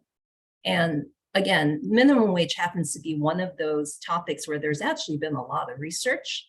And so me and an intern looked at a lot of these papers. They're super boring, but we did it and we summarized them. And these papers, these economic papers, looked at past minimum wage increases and showed what percent a dollar minimum wage increase, for example, would cause, the tiny little percent of price increase it would cause. And then we went out to 7-Eleven and Safeway and looked at, and McDonald's and Zippy's, and looked at the cost. And then we just applied the average increase from all these economic studies to actual prices here in Hawaii. And so, we're like a spam musubi would go up by 9 cents. So we're admitting it will go up, like we're being realistic, but we're showing that it's not nearly as much as the opposition was saying it would. So again, it's a way to do your research, but then present it in a simple way if possible. And then on the right side of the slide, another thing that we kept hearing from the business community was, oh, the minimum wage is a training wage. It's only for teenagers. Real adults don't make minimum wage. Like, this is just for like training teenagers in our businesses. So there is census data, which we looked at. Again, it's like super boring, but we looked at it and said, what's a typical worker in Hawaii who's making minimum wage? And we found that it's a woman between the ages of 25 and 29 who actually has some college experience. And there's a few more details there. So that was a way for us to kind of say, hey, these are real people who have real families. It's not just teenagers. And, businesses stop saying that in these hearings because it's not true. So this is, thinking about the hot position and responding to it. And then, as I mentioned, message development, right? Especially me being a geek, I read all this stuff and, I sometimes you get lost in the weeds, I guess, right? So, bringing it back to simplicity, it's what's the problem you're trying to solve is the first question. And what's the solution that you're proposing? And then try to keep it short and try to make it really clear. So you saw in a lot of Christy's photos of the same sort of signs, but we started with the message, 1010 is not enough. 1010 is where the minimum wage here in Hawaii had been stuck since 2018. And as Christy mentioned, a lot of people didn't know that. So just starting with 1010 is not enough was like the first step in the public and the legislatures and the media's education. We had a hashtag 1010 is not enough. And we often said 1010 an hour is $21,000 a year for full-time work, right? That's like a longer sentence, but you can say it to sort of drive home to people. Everyone knows $21,000 is not enough. So that was the first phase of education, was just 1010 is not enough. And then, so that's the problem. And then what's the solution? Well, raise the wage. And we settled on 18 by 2026 last year, as Nate and Christy were saying. And so a lot of the signs just said 18 by 2026. It's clear, it's simple. We can answer complicated questions later, but we just wanted to drive home these two very simple messages to make it clear what our campaign was about. But again, it's based on research. And then branding. You saw it in the photos from Christy and Nate. And you can see on the Raise Up Hawaii website, and Will Carone actually created most of these visuals. We chose orange. Living Wage Hawaii, which is Nate's group, had black t-shirts already, but Raise Up Hawaii chose orange. We actually had these super ugly orange t-shirts that none of us wore. That was my fault.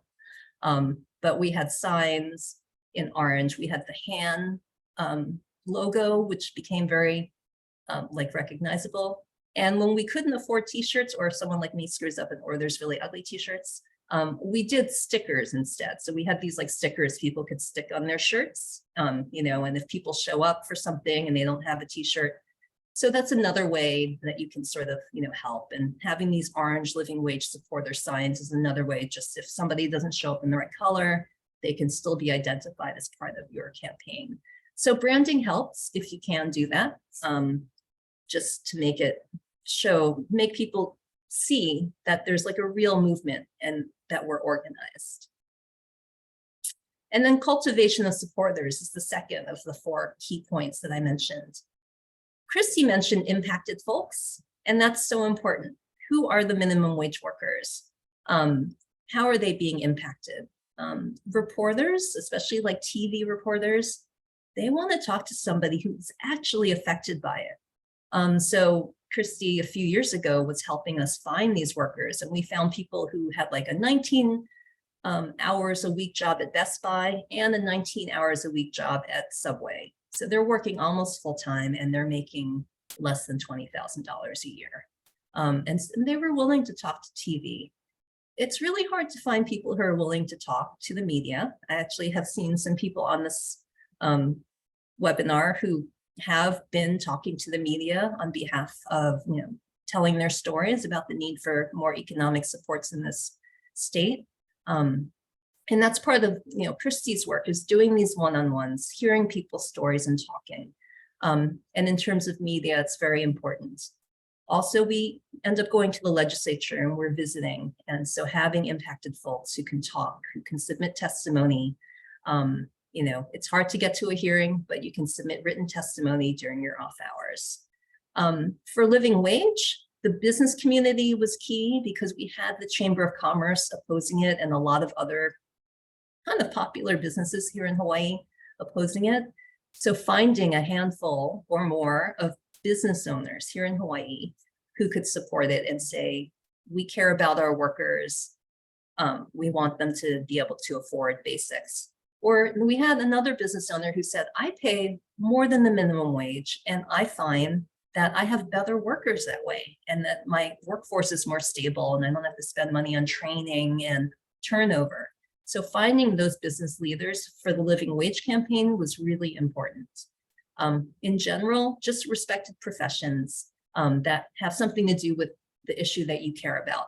So for minimum wage, we thought of all different folks, like, pediatricians. Can you talk about how, a low minimum wage affects children? Mental health professionals. We had someone from the Native Hawaiian community talking about how it affects the Native Hawaiian community. So respected groups, respected professions, faith and community leaders for sure, because certainly certain legislators are religious folks. So we actually found, like a pastor in the district of one of the most important legislators and like made them have a meeting. And, it's just another way to show that we're organized and we're going to talk to you from every angle about our issue. Local celebrities, I don't think we really had that, but for other campaigns that I've done in the past life, I was working on a food stamp or a SNAP campaign at the national level. And we found a bunch of local celebrities in all different states who used SNAP when they were kids, when they were growing up. And they were willing to go, on TV, on the radio, to talk about how important it was for them to have SNAP when they were growing up. So if you can find some local celebrities, of course, that helps with media attention. And I was kind of touching on not the usual suspects when I was talking about the business community. If you know who the opposition is and you can find somebody who's in the same category but supports your issue, that's not the usual suspect. That's not what the media is expecting. It's not what the legislators expecting. And in many ways, they'll get more attention. So if you can find not the usual suspects, it kind of shakes things up and just gets a little more attention. So those are the sort of folks that you want to think about. And then in 2019, as Nate said, we got a lot of media attention. Will and I did a lot of the work for that. This shows some of the op-eds and opinion pieces that we worked on placing during right before and through the 2019 legislative session. So we had business owners, we had an affordable housing expert who made the link between minimum wage and housing. We had Kim Koko Iwamoto, who Nate mentioned. Raymond Catania from Lihue, regular guy, neighbor island. The president of the Senate is from Kauai. So, that's important to have things in neighbor island papers for sure, especially since a lot of powerful legislators are there. And, Ray can just talk about his own experience and his family's experience. We had a trustee from OHA talking about the importance of having livable wages in Hawaii and how that affects Native Hawaiians. We had a pediatrician. We had state lawmakers. We had a mental health expert. We had Rick Blangiardi do his little thing on TV that he used to do after the 10 o'clock news every night, saying we need to raise the minimum wage. Focus, the next one, is a social services umbrella organization. So that person talked about how important raising the minimum wage is for the people that the social service organizations serve. Democratic Party and more business people. So again, this might seem like a lot. This was a lot of work. I'm not saying you need this much every year, but this is just to sort of make you think about, oh, what kind of people can we get to maybe write a letter to the editor or an op-ed. Sometimes I started these op-eds for people if I had time. Other people wrote their own. I did hear from legislators that this sort of regular drumbeat of op-eds coming from all different angles does get noticed by legislators. You know, they do see it. And so it is work, but it does seem to have an effect on them. It's just another way to show that there's a campaign and there's support. And, you know, we would find ways to email or even drop paper copies of these op-eds on all their offices when they came out to just bug them about it a little more. And Will will talk about these op-eds, and he'll also talk about the videos that we did. And you can see it on the Raise It Hawaii page, but we did some videos. And just these 4, we have more of them on this page, but you know, the first one you see is Eric Hayes. He's the business owner who talked about how paying a higher wage actually helped his business.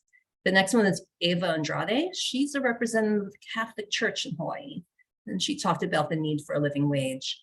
Next one is Bob Pantel. He's a pediatrician, and he talked about the importance of having living wages for Keiki Health.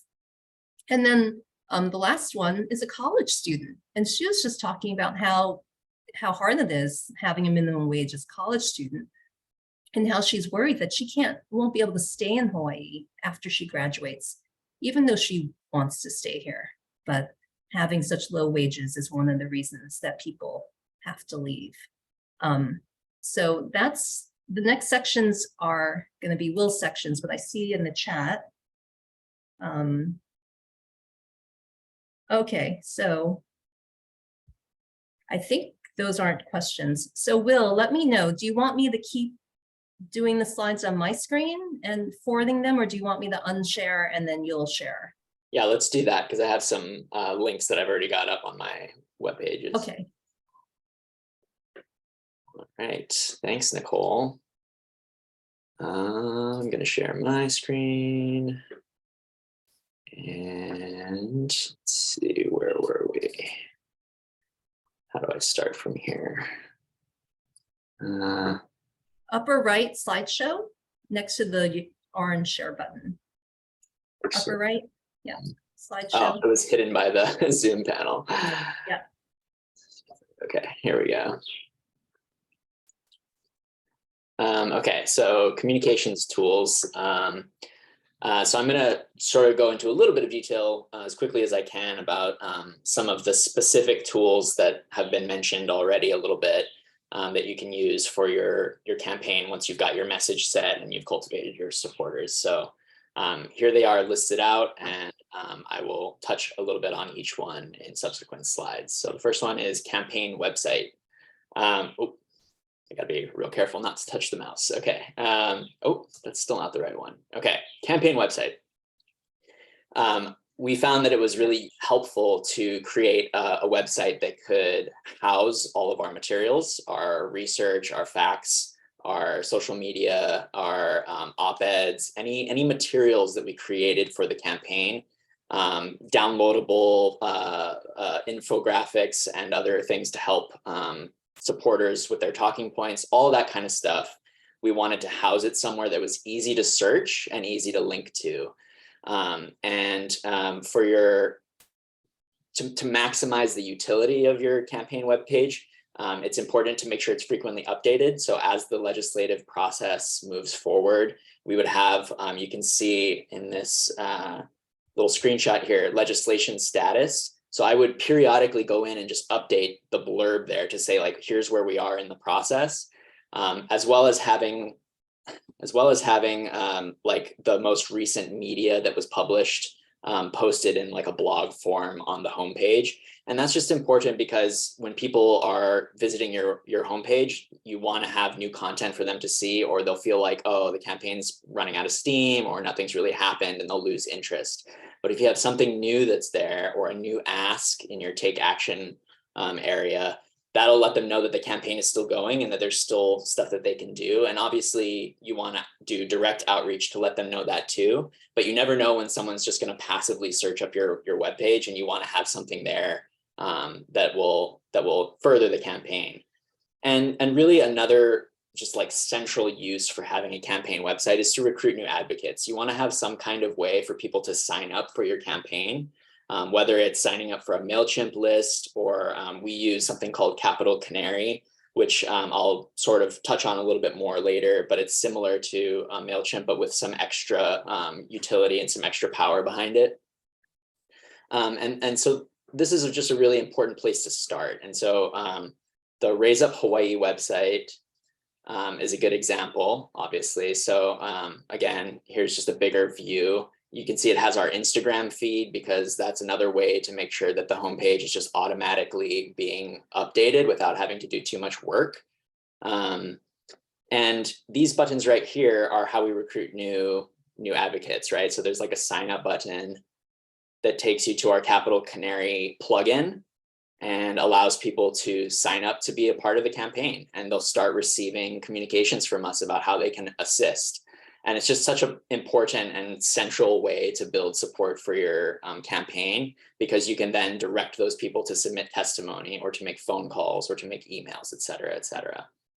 And then the other example I have is just another campaign website that we also made for tax stuff. So it's the Tax Fairness Hawaii website.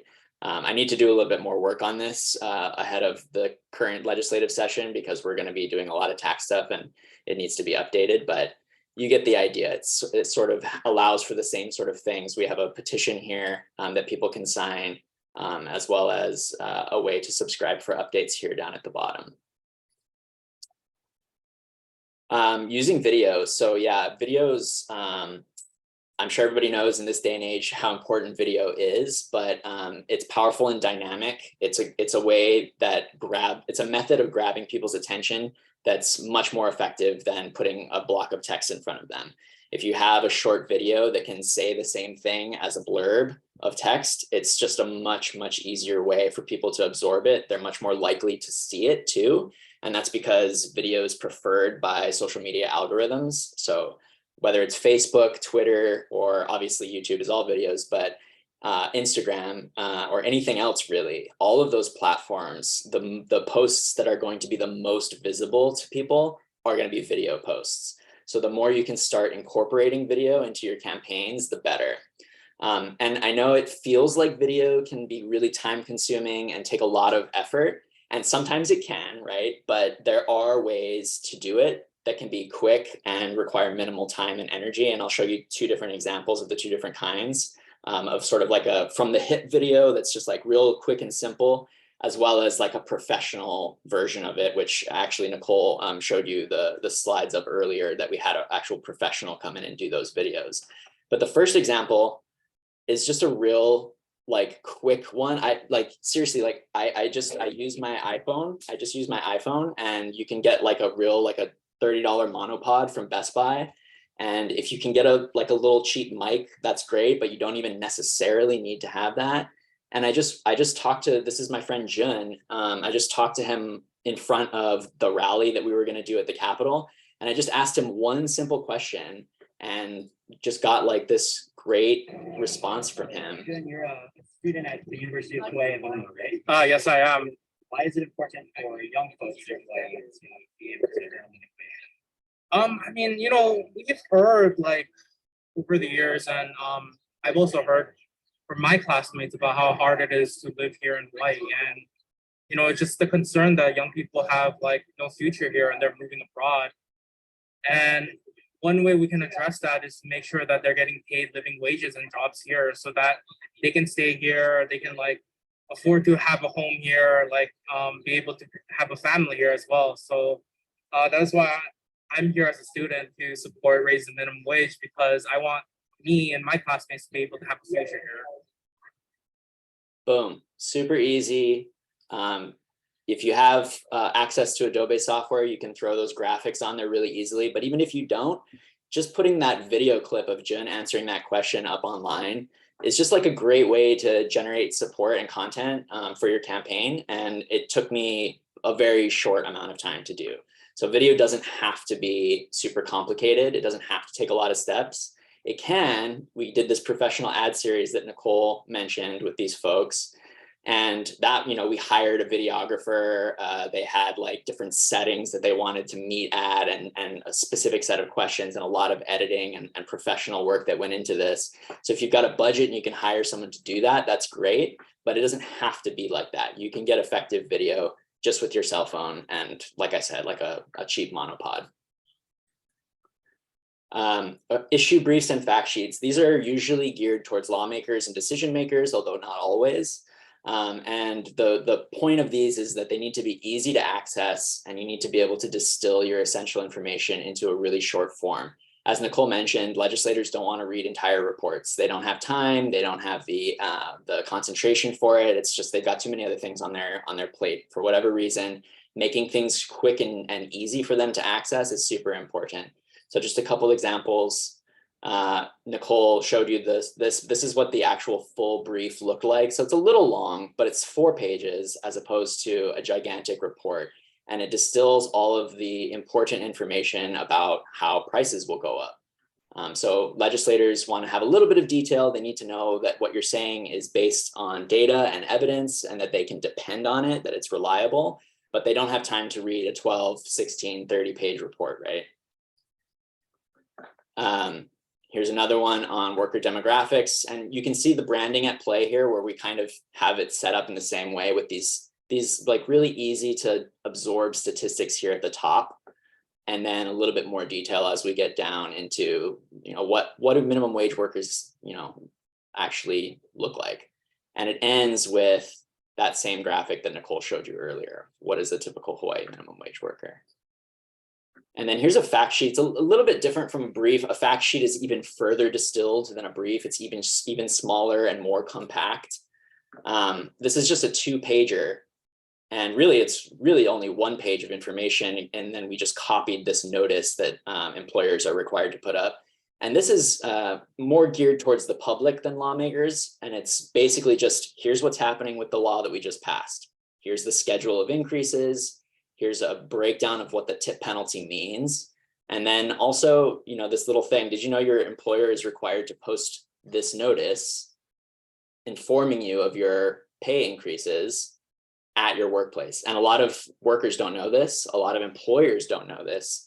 So it's just a real quick fact sheet that we house on our website, and that we actually managed to get printed, at least in part, in the Garden Island newspaper, thanks to some of our connections on Kauai. Infographics and memes. So we're getting even smaller, even more compact, even more like quick and graphics based. These are more geared towards the public. The point is to make a concept or a data point extremely quick and easy to digest. And especially for memes, but for infographics too, they're designed to be highly shareable. You want people to retweet them or share them to their Facebook friends and groups, and you want to spread the message that way. Again, some examples. Oh, actually, you know what? I'm going to skip this one because it's the same. It's the typical wage worker graphic again, just on its own. Here's one we did showing what the approval rating based on a poll for what residents and business owners think about the new law being passed. So again, you can just see like overwhelming support, including from business leaders, for the law that we just passed. And you pair it with a little blurb in Instagram saying exactly what it is. Overwhelmingly, both business leaders and the general public support this working families policy win. Here's a meme that we did about a different topic. This is about the Build Back Better national program. But the idea is to show that we can do both things. We can tax the rich their fair share and invest in everyday people at the same time. And it uses a meme format, a well-known meme for at least folks who are chronically online like me, using this comic this comic guy is a common meme you'll see, and usually he's picking between one or the other. And we used an edited, modified version to show that no, you can do both. Actually, you do both at the same time. That's the message. And then you can also use it as a call to action, right? Just a simple graphic that I created in Canva, which I'll touch on also. Canva being a specific tool to use. Just a simple graphic to call for testimony. It's much more likely to be seen by having an image with it than if you just posted the text on its own. Talking points and facts. This is your core arguments and your angles. You want them to be easy to remember and easy to repeat. You want them to be diverse. You want to, again, as Nicole said, think about all the different kinds of questions that you're going to get, all the different kinds of opposition that you're going to see, and anticipate that and try to answer those in a way that is positive for your message. And you can present them as facts. Nicole showed you the fact page on the website already, so I won't take you there, but you can present it that way, especially good for the general public or people who may not already be your supporters. You want to frame it as like, here's frequently asked questions. It's kind of a neutral way of framing it. Or you can frame them explicitly as talking points if you're going to send something out to your people who are already supporters. So here's basically the same talking points that we have on the fact page on Raise Up Hawaii, but they're flipped. So instead of questions, they're statements. These are the core arguments, right, that we can make to show why it's a good thing to raise the wage. And this is a document that we sent out to Young Progressives Demanding Action, one of the groups that are supporting the Raise Up Hawaii campaign.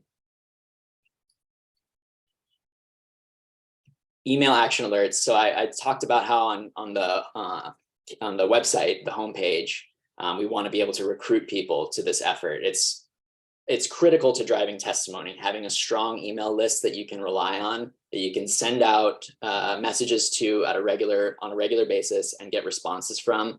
There's just like no way to beat being able to do that as far as driving testimony. And you want to continue to cultivate your list, try to get new people to sign up for it in whatever ways possible, either through online, like social media ads, like sign up for our campaign, or even at in-person events, especially in the early days of Raise Up Hawaii. We did a lot of tabling and a lot of like sort of canvassing at the Capitol, where we would go around with a clipboard and literally sign people up that way.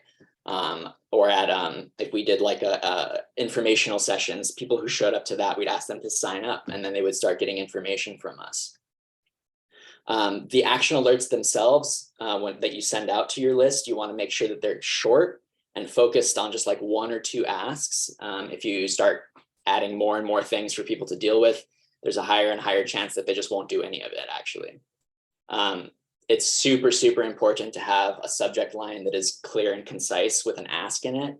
And I got a tip from Olin Lagan a long time ago that it's actually in Hawaii a great idea to try to include a Hawaiian word or a local expression in your subject line, because it just creates a signal in people's mind that this isn't mainland spam. This is like somebody from the community that's reaching out with something that's a legitimate ask. It's not an ad from, you know, the DCCC asking for money. So if you can include a Hawaiian word or a local expression somewhere in your subject line, that can sometimes boost your open rate. You want to keep the tone positive, right? We're trying to inspire people. That's what this whole session is about, is inspiring people to action. I personally I hate getting those fundraising emails from the National Democratic Party that are like, doom is upon us. The one ring of Sauron is in the possession of the GOP, and we're all doomed. Like, I hate that stuff. Like, don't try to scare me into helping you. Tell me why this is important. Tell me how I can help, right? Make it a positive, inspiring message. So here's one that we sent out in 2022. This is what it looked like in people's inboxes. So time for all out support of HB 2510. Just has information about the hearing,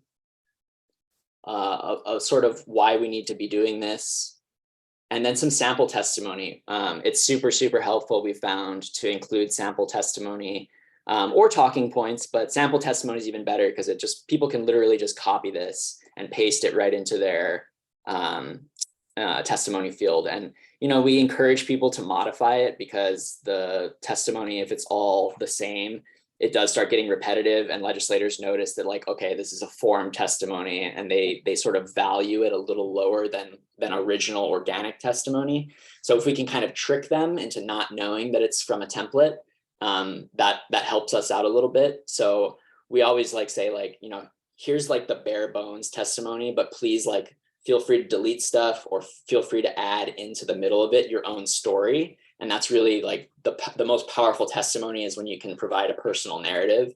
And so we always encourage people to modify it. But we've just found that if you don't include sample testimony, a lot of people just figure they just don't have the time to sit down and write something out like that. So giving people the option is good. And then want to do more, here's a one-click button that will allow you to do another action at the bottom. So we've got 2 asks: submit testimony, and then if you've got extra time, do this. And I think this one was just like sending an email to your senator or rep. Okay, social media.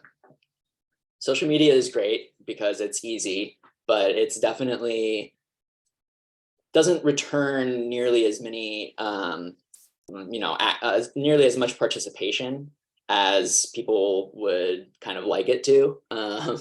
It's really better for creating a buzz and driving a conversation. It's better for visibility, like people are seeing your memes or your graphics or your whatever online throughout the legislative session. And again, that way they know that the campaign is going forward, that you're driving things forward.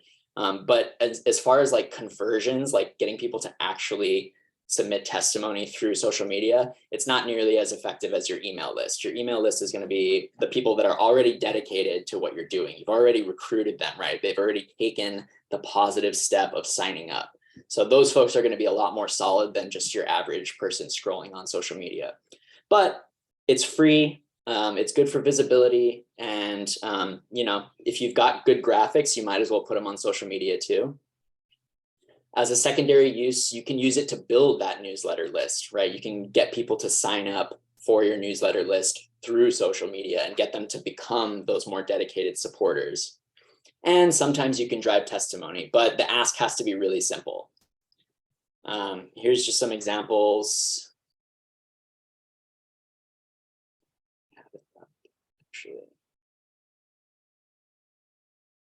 Oh, shoot. Okay, I was afraid of that. I was going to show you our best post from 2022. Here it is.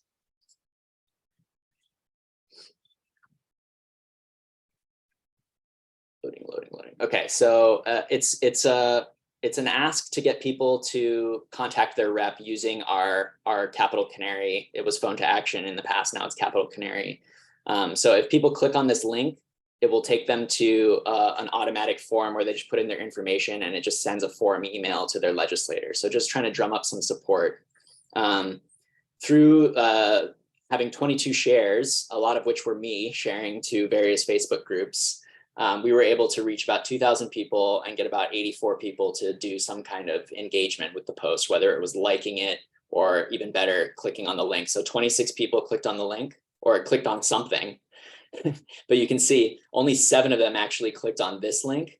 The other 19 were clicking on like House of Representatives majority or Hawaii State Senate or our actual Raise Up Hawaii page or something else. But 7 people went ahead and took action on it. So again, it's better for building a buzz, getting the conversation going. Maybe 7 people will click on your link. Not the most effective way to get testimony. The email list is more important. This was our biggest tweet from the campaign, and it was sort of more of a celebratory tweet. It was just announcing that the bill had been agreed on, that it was going to pass forward. It wasn't going to die in conference committee. So 41 likes was pretty good for us, but again, not really super useful beyond just creating that buzz and making sure that the conversation is continuing. And then Instagram, it was that same graphic again that we sent out in the email. And Instagram really is just about creating a buzz because you can't post any live links in Instagram, as I'm sure many of you know. So it's not super useful for linking people to stuff. The exception being Instagram story. And that's a little tip that you can actually just like share your own post to an Instagram story. And in the Instagram story, you actually can put a link in the story. So if you want people to click on something, put it in your story. Don't worry about the actual post. Make the post first and then turn it into a story. And not sure how familiar people are with social media, but an Instagram story only lasts for 24 hours, but way more people see your stories nowadays than your actual posts. So I just throw everything that I post, I just make it a story also. Okay, media tactics. So grabbing media attention is the first thing I'm going to talk about, and it can be a challenge. And then after that, there's some more specific tactics that I'll go through. But grabbing media attention, yeah, so media outreach. This is like you're emailing a set of reporters saying, hey, we're going to be doing a rally. It would be great if you could show up. I've found that two really important things to be able to do in your outreach are be clear and concise, be brief, brevity. Keep your email to like a paragraph or two at the most if you can. Don't go on and on and on and on and try to fill a whole bunch of details in, because reporters are kind of even worse than lawmakers when it comes to that sometimes. Like they really like just want to be able to scan something and they want to be able to get the so what right away. And the so what is like, why does this matter? Why would this make a good story? Why would their readers care about this? You have to be able to show that really upfront and really clear and concisely. Otherwise, they'll just move on to something else. You want to provide sufficient lead time for reporters. Don't give them the media advisory or the press release the day before your event and expect them to show up. They are planning their week out in advance. Try to give them at least a week of lead time, but definitely like 3 or 4 days. Any less than that, and it's going to be, they might show up, but you're really just leaving it up to chance, like if they have a puka they need to fill. Following up, super important. A lot of times I'll send an email out a couple weeks ahead of something and I won't hear back at all. And you have to pick up the phone and call them and be like, hey, sent this email to you a couple of days ago, just wondering if your outlet is interested in sending someone. Like you have to follow up. And if you can provide some new information, like I sent an email out to you a week ago with the media advisory, just real bare bones information about what we're doing. Now I'm providing you with like a schedule of the speakers that are going to be at the event, right? So that's new information that hopefully they can be like, oh, this is more interesting than I thought it was going to be, that these particular people are going to be speaking at the event. Maybe I will go to this actually. So follow up, super important. And then of course, like anything, especially in Hawaii, building relationships with journalists is the absolute most important thing you can do. If you can, like, Civil Beat is kind of really easy because they do all of these community events. They do coffee hours, they do like trivia at bars and stuff. Like they do all kinds of events in the community. Go to those events and like talk to the reporters afterwards, like ask good questions, introduce yourself afterwards, say, I'm working on this issue. Can you cover it? Can you provide some coverage to this campaign? Because it's really important to the people of Hawaii. If you can get on a first name basis with reporters where they're texting you, that's a great place to be. If you're getting texts from reporters saying, hey, we're doing a story on this, can someone comment? Like that's like you're golden then, because then you can text them and be like, hey, we're doing this rally, can you show up? But credibility is super important. If you give reporters bad information, they're not going to rely on you anymore. They're not going to want to come back to you. They're going to look for other sources. You want to be seen as the source of information on this that knows what it's talking about, where reporters can just rely on you. Like I know if I call Will or Christy or Nicole or Nate, they're going to give me the right information on minimum wage because they're not wrong about this kind of stuff. Events, press conferences, rallies, sign waving. As Christy said, like really, really good ways to show public support and strength, but planning is so important because you have to have a good turnout. It's definitely a risk to do a live event, an in-person event, because if nobody shows up, it makes the campaign look kind of weak. So if you're gonna do an event in person, make sure you have someone like Christy, or you have a team of people is even better, who are willing to pick up the phone and call people and be like, we need you to show up, and like get those commitments, get people to commit to showing up. You know, make sure that they say affirmatively, okay, I will come. That's what you need to hear from people. But it creates a great media op for original reporting. Journalists love to be able to show up an event and have like 5 different people they can do little quick interviews with on the side, just like I did for Jen. And that's exactly what they want. So if you can give that to them, great. It also allows for controlled narrative though, because you have these speeches ahead of time. So you can, you know, push your message.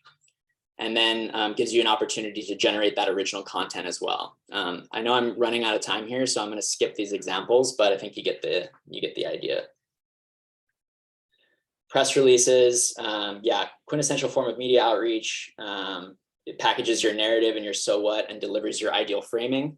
And you should always try to invite media to connect with your spokespeople afterwards. And it's used to focus media attention where it's needed. Opinion pieces, we kind of already covered it, so I'm just really quick going to scan through it. Connects the personal to the larger systemic issue, allows for persuasive writing style and passion that is oftentimes missing from the sort of cold journalism that reporters are kind of required to do. And it shows that diversity of support and strategic selection of angles.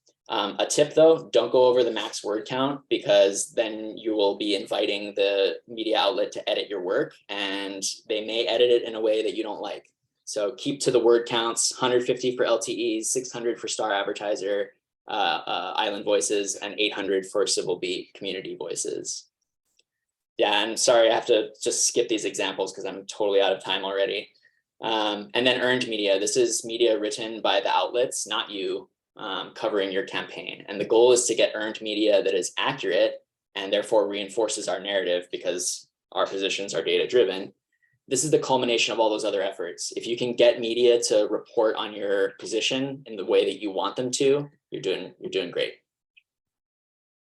Paid media, just a variety of different ads you can do with a budget. TV is the most expensive, but it's very effective. Radio is less expensive and can be good for targeting niches like Hawaii Public Radio. You know, there's a certain demographic that listens to that. There are non-English speaking radio channels that you can, if you need to target a certain population, you can try to put an ad in Tagalog or Korean on one of those radio stations. Print, wide range of prices depending on what you're asking for. Good to make a splash, like a 1-page ad at the beginning of a campaign. And then social media is the cheapest and can be dynamic, but not necessarily as useful. I think I'm done. Yep, that's the end. Sorry, I went over. That was a lot, I know. I hope it was helpful. Don't apologize, Nate. It was amazing. And we'll do the same. If you folks, you know, want to ask questions, stick around. I'm sure I just called you Nate. I'm sorry, you're Will. I'm sure Will is happy to answer any questions as well as Nicole. If you need to take your break, go right ahead. So we'll start up again at 11:10, and that will help to start to focus on the capital side and how do you track what's happening to your issue. So Keanu is here and he'll be kicking it off at 11:10. Thanks. So I have a screen with the resources at the end. So I just want to put that up for folks. There's an advocacy toolkit that my organization put together. It literally has the email addresses and the word limits for all the different newspapers, including Neighbor Island papers, and a lot of the other tips you've heard here today. The public access room is one of my favorite things. Most states don't have this.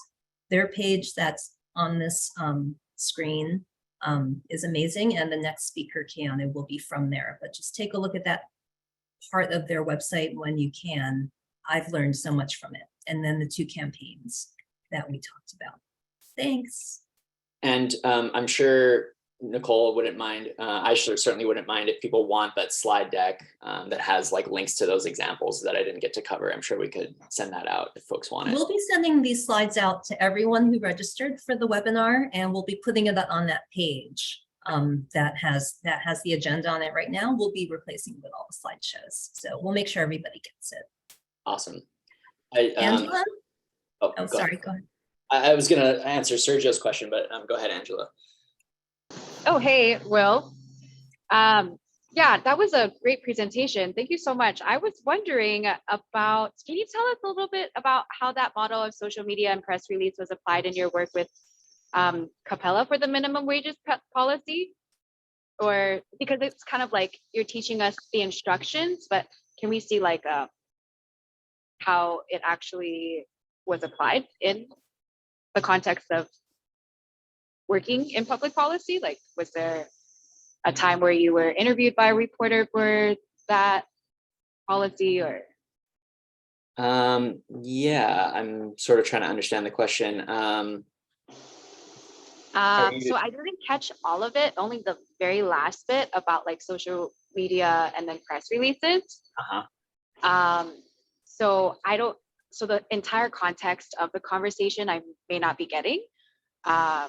So I was just wondering how you apply these strategies into like a real life situation at the Capitol in terms of like applying it to legislating and advocating for a policy. Well, these are, I mean, yeah, so these are sort of basic tools, but they're the examples that I wasn't able to really get to were examples specifically from the minimum wage campaign and specifically from last year.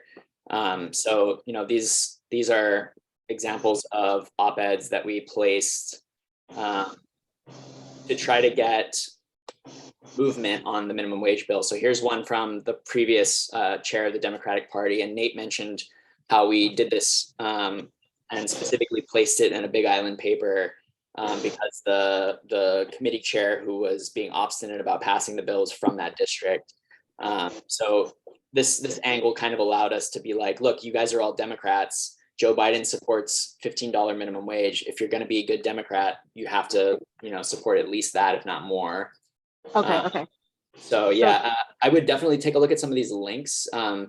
This one was from the second one was from like mental health experts talking about how a low minimum wage just makes it really hard for people to keep their mental health intact. You know, it's just becomes much harder to take care of yourself when you can barely afford your basics.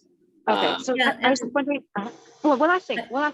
So, you know, is it applicable in this regard or this sense that, okay, so like let's take a policy that's also a federal level act, right? So like the ADA, the Americans with Disabilities Act.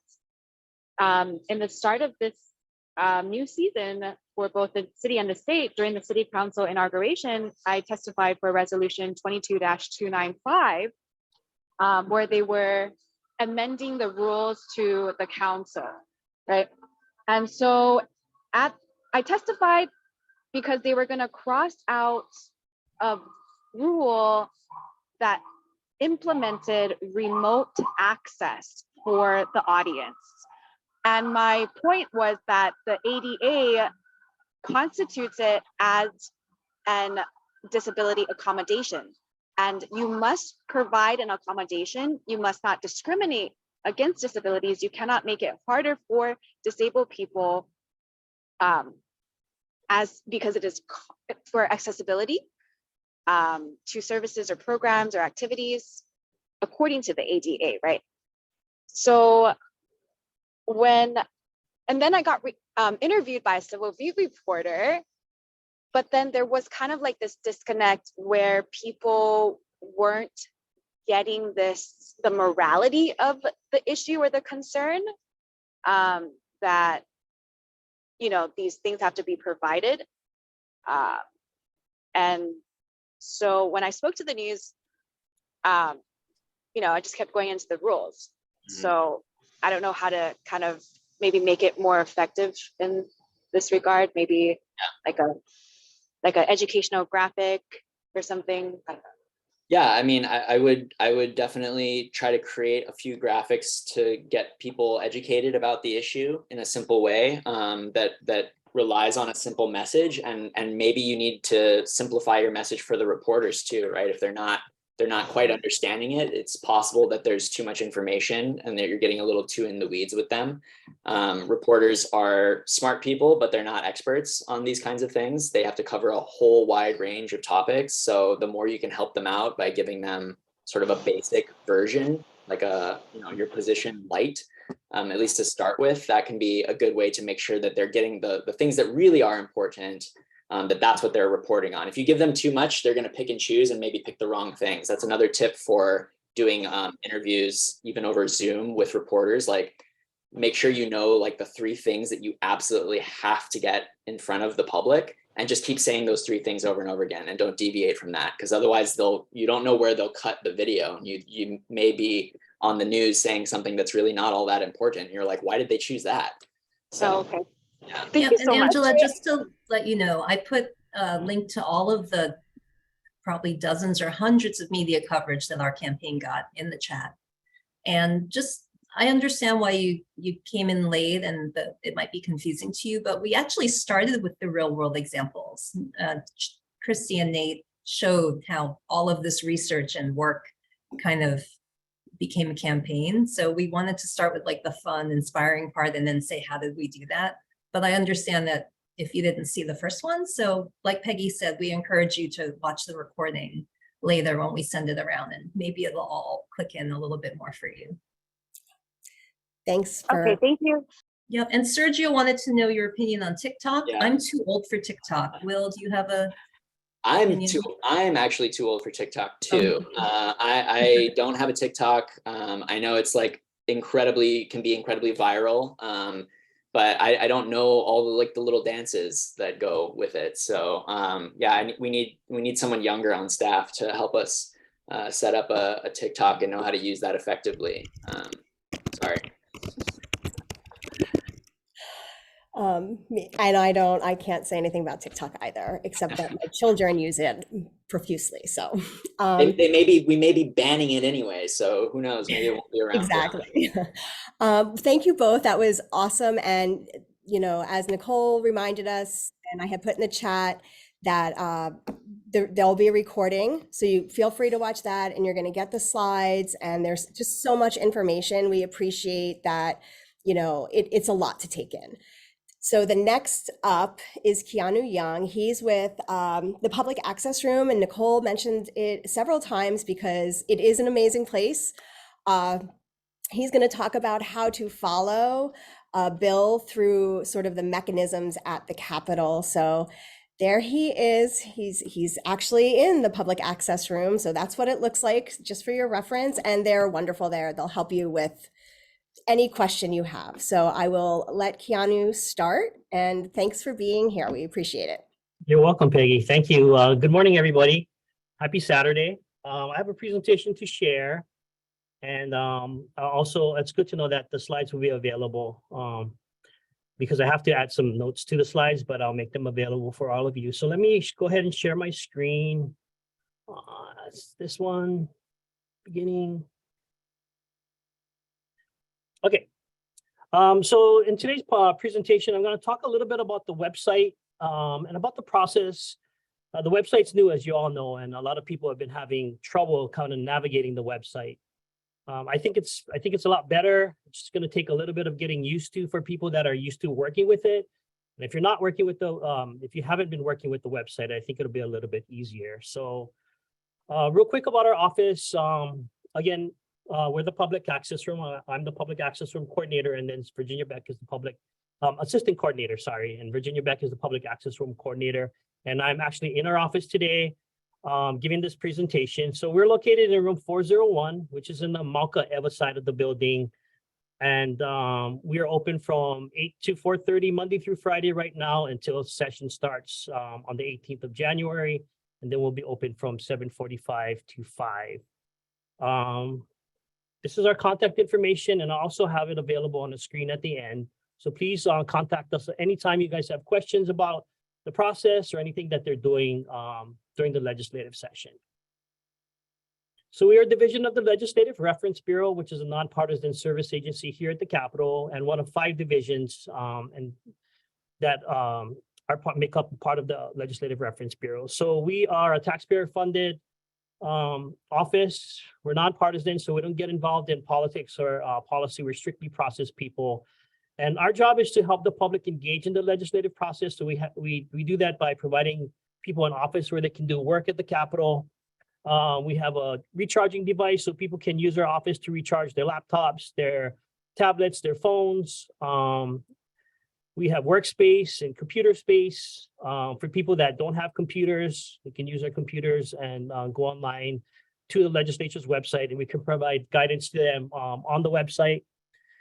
We have lots and lots of resource material that we produce every year on the legislature and about various aspects of the legislative process. And we do civics education both here at our office and throughout the state. So now we're doing a lot of Zoom presentations, and everybody's just kind of coming out of the pandemic. So we're doing more in-person training as well. The building is kind of buzzing. There's lots of things happening. I feel like we've been in session for about a month already, just because there's been so much changes after reapportionment and with the website. But we are always here for you guys. So if there's one thing you take away from today's presentation, just know that we're available to answer questions or to help you in your advocacy. So the Capitol website has been redesigned. There's a couple of focus groups right prior to the pandemic for people that were using the website, and even legislators, and they figured out how to make the website better. And so this is the creation, and it's kind of new, so everybody is still figuring everything out, but this is the place to go to access anything that's happening with the legislature during a legislative session. So I'm going to talk a little bit about the website, and then how you all can do different things using the website. So first of all, I think a lot of you may be registered, but if you haven't registered for an account, please do so. And it's really simple. You're just going to click that registration button on the right top of the Capitol homepage, and it's a form fill. So you just have to fill out the parts with that little star next to it, and make sure to click on that box on the bottom, and they create your user profile. And what they're going to do is they're going to send an email to your the email account that you used, and it's going to come from, I think, Webmaster. And you just click on that link, and then you'll be registered with the website, and you can go ahead and use your login credentials to sign in as so. Once you want to use any of the interactive features on the website, which is submitting testimony or creating measure tracking lists, or signing for a hearing notification, you're going to log into your account. But if you're just looking for information or finding things on the website, and you're not doing any of those three things, you don't need to be logged in. So for these three things, you need to be logged into your account. Okay. So on the bottom of the homepage of the Capitol website, there is some new information. We also created a website guide. Virginia created a website guide to make it easier for people to understand some of the features that are on the website. And so you can click on that link, and it'll take you to your website guide. And it's about maybe 7 or 8 pages that walks you through everything on the website. So this is a really good cheat sheet for those of you that haven't used the website, or if you use the website, it'll tell you where things are.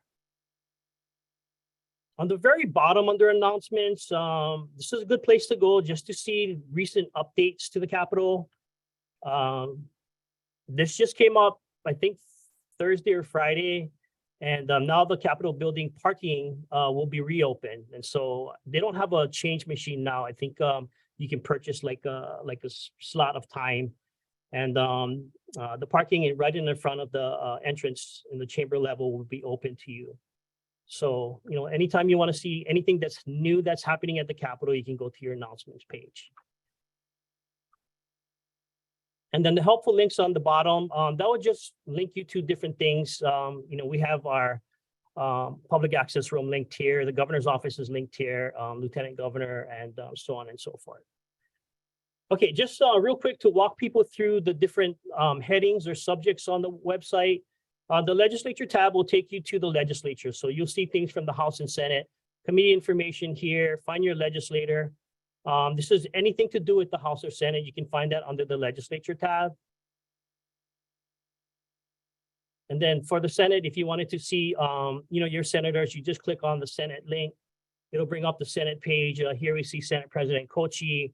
And if you wanted to see all the senators, you just click on that tab, and all the senators are listed. So you might want to take a look to see who's in the House and Senate now. I think there's 16 new representatives plus the 2 that have to be replaced since Rep. Rep. Yamane, because those 2 mixed up all the time, and Rep. Tokioka went up to the governor's office to work for state departments. And then I think there's maybe 6 or 7 new senators, but you can find everybody on the House and Senate pages. So to see, just to kind of read through senators' profiles, you just click on their last name. It'll bring up their page, and a lot of them have their biographies linked, so you can take a look at them. And this will be helpful for the new legislators since there's so many. Okay, real quick for those of you that haven't, found out who your representatives are. Again, we've just went through a reapportionment, so there's new legislators representing new districts. There's new districts. So to see who represents you, you can go to the find your legislator link on the homepage, and you're just going to type your address in that search box, like so, and it'll link your House district and your Senate district. So Senate district in blue, House district in red, and you just click on the Senate or House district, and it'll bring up your senator or representative, and their contact information is listed here. So this is a good place to go, just because the district lines have been redrawn. Okay, another thing you may want to take a look at is just the leadership. The House and Senate have gone through leadership changes, not at the very top, but there's a new majority leader in the House and so on and so forth. So you might want to click on that leadership tab just to see who's new. We have a new vice speaker. We have a new majority leader in the House. There's other new leadership positions. And so you might want to take a look at that, just because leadership are the ones that are really driving the policy for that particular year, just to get to know who they are. Now, committees, there's new committees too as well. So you might want to click on that committee tab just to see the new committees and the new committee chairs and vice chairs. And to see the scope of the committee, they haven't done yet. They haven't done that yet. We've been getting calls from people asking us where they can find the scope of the committees. And to our knowledge, that they may have done that internally, but we don't know. We don't have information on what the scope covers aside from what was available last year. So that will be filled out as soon as they go ahead and put that information out. But to just find out more about the committee, you can click on the link. It'll take you to the committee's page. Here you see the chair and the vice chair of the committee. Senator Richards is a new senator, so he's the vice chair of the Agriculture and Environment Committee. And then on the top where that area is blank, that's where the scope of the committee will be once that has been determined. And on this page, you can see all the measures and all the hearing notices. You can see who the members are. And a lot of them are going through info briefings right now, especially the Ways and Means and Finance Committees with the budget briefings. And usually those documents that are sent to the committees are either available in the hearing notice or they'll link those documents here on the committee's pages. So this is another good place to go. Okay. Real quick, just to talk about the subject tabs, subject headings, legislature tab, again, will bring you to anything to do with the legislature. The events tab is where you can watch, find links to the upcoming hearings. The order of the day is listed there. That's the business agenda for the House and Senate. You can link to the video pages for the House and Senate, and the legislative calendar is here. So this is where to go to get to the order of the day, or to look for hearings, or to link to the House and Senate YouTube pages, or just to view the legislative calendar. Under the participate tab, these are all the action items. So submitting testimony, signing up for hearing notices, creating measure tracking lists, or contacting your legislators, and we're linked there as well. And then the laws and research tab will kind of show you where to go to find information. And so I think where people have, we've been getting calls from people that were looking for information and not knowing where to find it. If you're looking for something on the website, that should be available via the laws and research tab. And then there's the help and information tab where if you're having trouble logging into your Capital account, you'll be able to get assistance from clicking on the links. Okay, session is happening really quickly. I mean, it's coming up really quickly. Most of our calendar year is this Pac-Man colored section on the bottom. We're a part-time legislature, so the legislature is in session for a little less than 4 months. But per the state constitution, every third Wednesday starts a new session, and they go for 60 legislative days. And those are days that the House and Senate are actually meeting to conduct business. And the colored wedges on the side, we just put that in there to let people know how quickly things move once we get into session. We haven't got into session yet, but things are moving very quickly. So the legislative calendar has been printed. This came out in late December, and this is a document that has all the deadlines on it. You can see the session days. Right now we're doing a training on the legislative calendar and deadlines, and you can find more information about that training on our website. But it's important for you guys to know the calendar, just because bills live and die by making it or not making it through one of the deadlines that are listed on the calendar. Okay, opening day. The exciting thing about this year's session, the 2023 session, is that the Capitol building is reopened. And so I think it will be pretty festive just because there's lots of new legislators. I think we haven't spoken to everybody, but I think a lot of the offices are going to have their open offices like they were before, where you can go and visit your legislator after floor session. We anticipate it being a really busy day. So if you're doing any advocacy work, this is a good day to come and hand out information sheets or business cards, or just to meet staff or legislators from various committees that you may be working with. And so this is a really good day to network.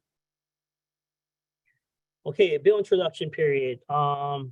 In the state of Hawaii, bills can only be introduced during a short period of time. It's usually a 1-week period from opening day. But this year they're allowing legislators to pre-file bills, which they usually do in the second half of session. And so legislators can introduce bills beginning January 11th. And so if you're looking for, just wanted to see what kinds of bills were introduced, that you can do that by going to the website. I'll show you how to do that. But bills will start populating on those links or on those lists beginning January 11th.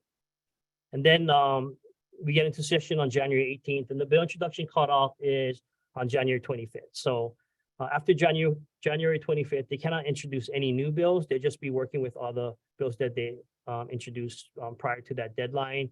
And it'll be about 3,000 bills on average, House and Senate. Okay, so these are all the things that have to happen for a bill to become law in Hawaii. They have to be introduced by a legislator, the bill introduction period. They have to pass every committee that they're referred to in the House and Senate. They have to pass 3 votes. We call them readings just because they read the bills by title, but it's actual floor vote by the entire membership. And they do this, they have to do this at least 3 times in each chamber. House and Senate have to agree on the exact wording of a bill.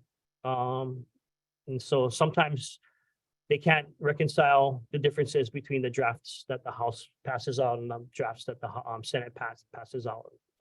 But they have to agree on the exact same wording of the bill. And then for bills that get out of the legislature, they have to go up to the governor and be either signed into law or not vetoed. Okay, finding bills. This is where you go to find all the bills. So you go to the reports and list tab under the laws and research heading. And they'll start populating in these bill links. So the House bills and Senate bills. There's various ways in which you can find all the bills that were introduced.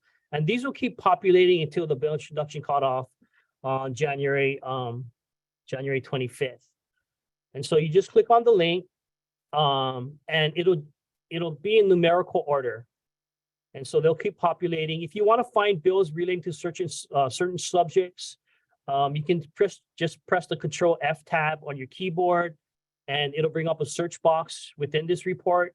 And you just type a subject in, and it will highlight within the report all the hits that they get. So that's one comprehensive way of looking for bills. But you can also use the subject search. And the subject search is really simple because the returns that you get will be in report form and really easy to look at. And so you click on the subject search, and then you're just going to type something into the search box, whatever you want to find.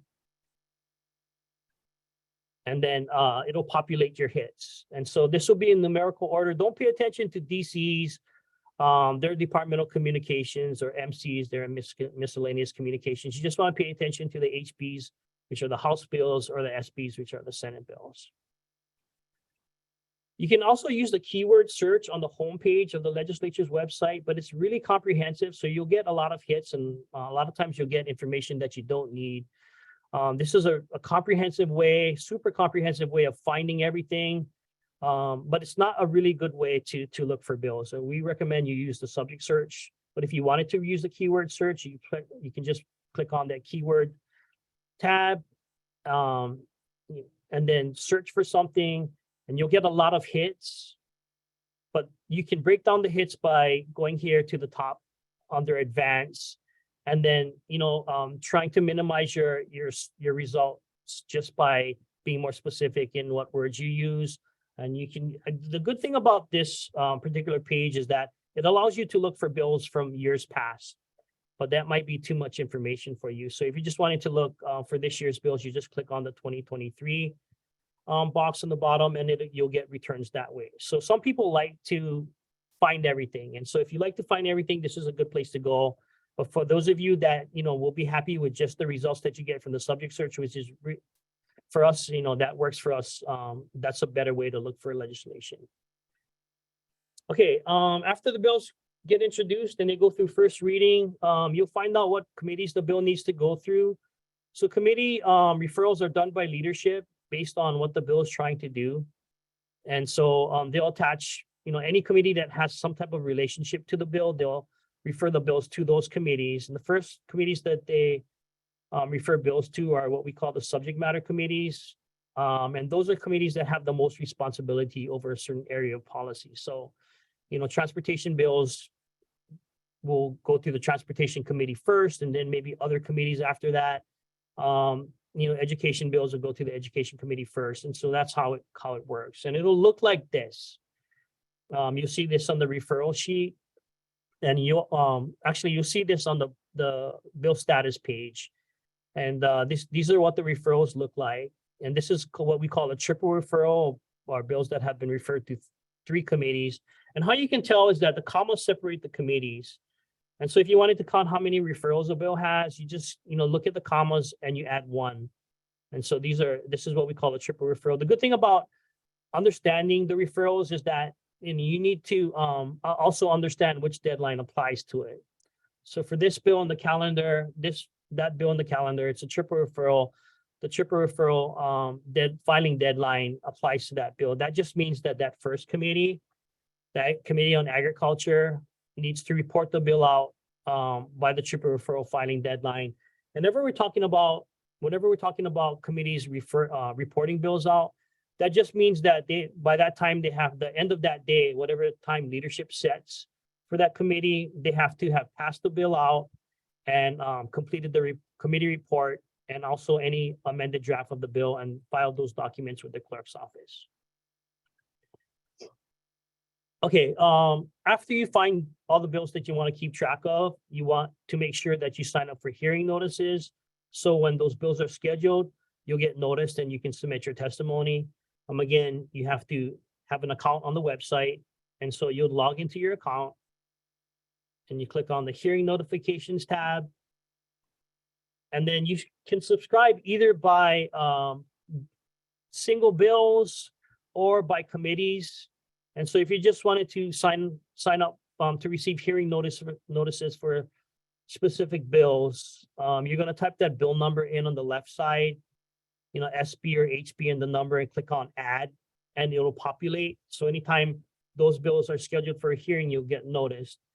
And on the right side, you can subscribe by committee, because some people like to get the hearing notices for all the committees.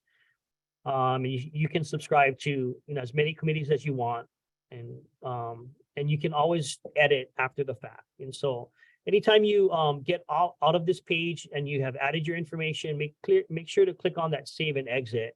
That way, you'll get noticed when either any of these committees schedule hearings or any of the bills that you subscribe to get scheduled for hearings. Okay, so this is what a hearing notice looks like, and just pay special attention to the bottom of the hearing notice, because that's where the instructions for testimony submittal will be listed. And most of the testimony is submitted via the website and to the committees. Okay, let's see, let me move this here. Okay, so, sorry, I'm being kind of blocked by. Okay, so if you wanted to just search for bills during that year, you can use the measure status on the top of the home page. You're just going to type the bill number in there and click on go, and it'll take you to the bill status page. And this is the place to go to find all the information about that bill. The only thing that's different about the bill status page this year is that it's a reversed order on the status. So before, whenever any bill had any action on it, any new action will be listed down. But now it's the reverse order. So the most recent action will be on the top. This is where you go to see the hearing notices and all the testimony that's submitted. Anytime a committee report is filed, you'll see that listed here as well. The bill status page will change based on any changes or anything new that's happening with the bill. But this is the place to go to find information on your bill. And if you have any questions about the bill status page at any time during session, please feel free to give us a call and we'll walk you through any information that you may need. Okay, to see all the upcoming hearings, a lot of people are interested in just seeing what's out there, what bills have been scheduled for a hearing. You can do that by going to the upcoming hearings link on the events page. And just going to click on that link. And then it'll bring up all the hearing notices. So you can look through the hearing notices to see if anything interests you. And also everything's captured on YouTube now. So you can watch all of the hearings. And, that's something that came out of the pandemic because the legislature was trying to be more transparent. That's a benefit to us because now we can go ahead and watch every hearing that they have. So the YouTube streams will take you directly to the coverage of that hearing. And then you can just scroll down to see what you want to, to see what hearings interest you, and go to the hearing notice. And then here you can see where you can watch the hearing. So the hearing links are directly on the hearing notice, and this will take you to that particular hearing on the House and Senate YouTube pages. That's so. So just go here to you can find your hearings here.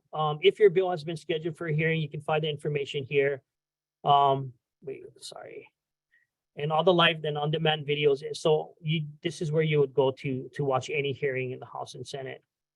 And you just go to that particular page, click on the YouTube link, and it'll take you to the YouTube page for the Senate or the House. The good thing about having all the hearings covered this year and last year is that prior to the pandemic, we wouldn't know what happened, unless at a hearing, we wouldn't hear the decision making unless you're actually at the hearing. But now, because everything's covered, we get less calls from people asking if we know what happened with a particular bill, if we knew what the committee did with it. Now you can go back and actually watch the hearing and listen to the decision making, which is super helpful in figuring out whether or not they're going to bring the bill back for a vote, or if they're not planning to move the bill forward, or any concerns that they had with the hearing. So I would recommend people watch hearings when you can. If you can't make the actual hearing and you can't watch it at the time it's happening, go back and watch it later. You can see any concerns that anybody may have with the bills that you guys are advocating for. So yeah, this is something good that came out of the pandemic, and I think we're happy that everything's archived on the website. So these are what the playlists look like, and you're just going to select the committee.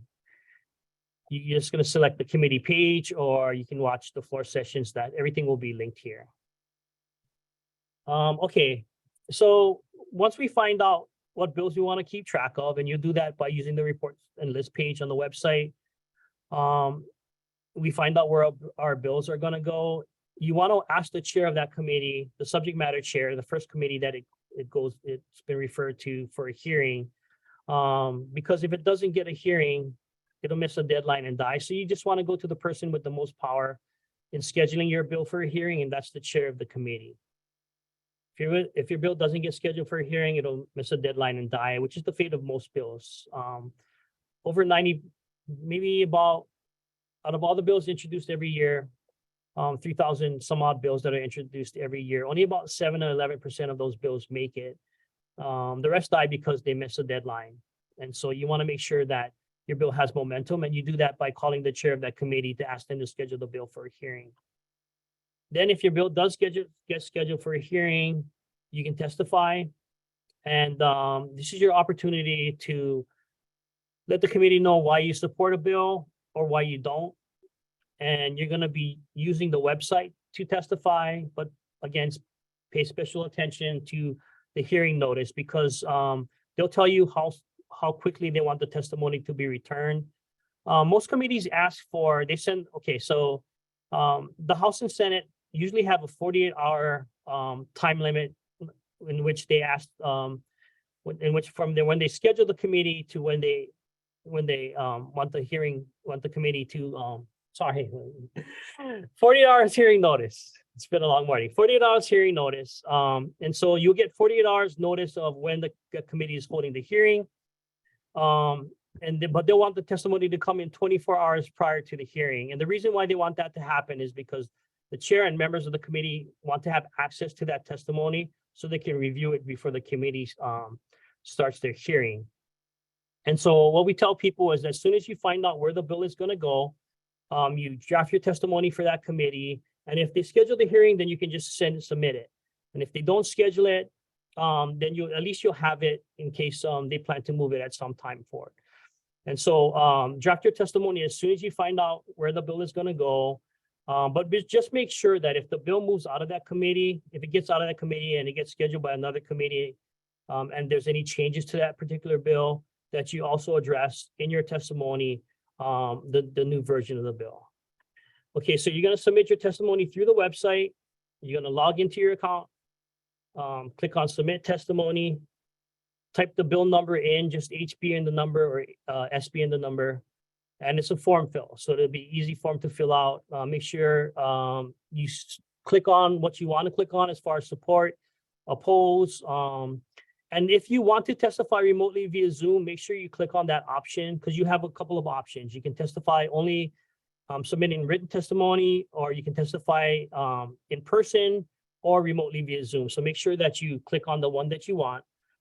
You can upload your file if you have your testimonies, saved in a Word doc or a Google Doc, or you can go ahead and just type in your comments on the bottom, and it'll show up in kind of like an email form. But they'll get your testimony, and then you click on the next button.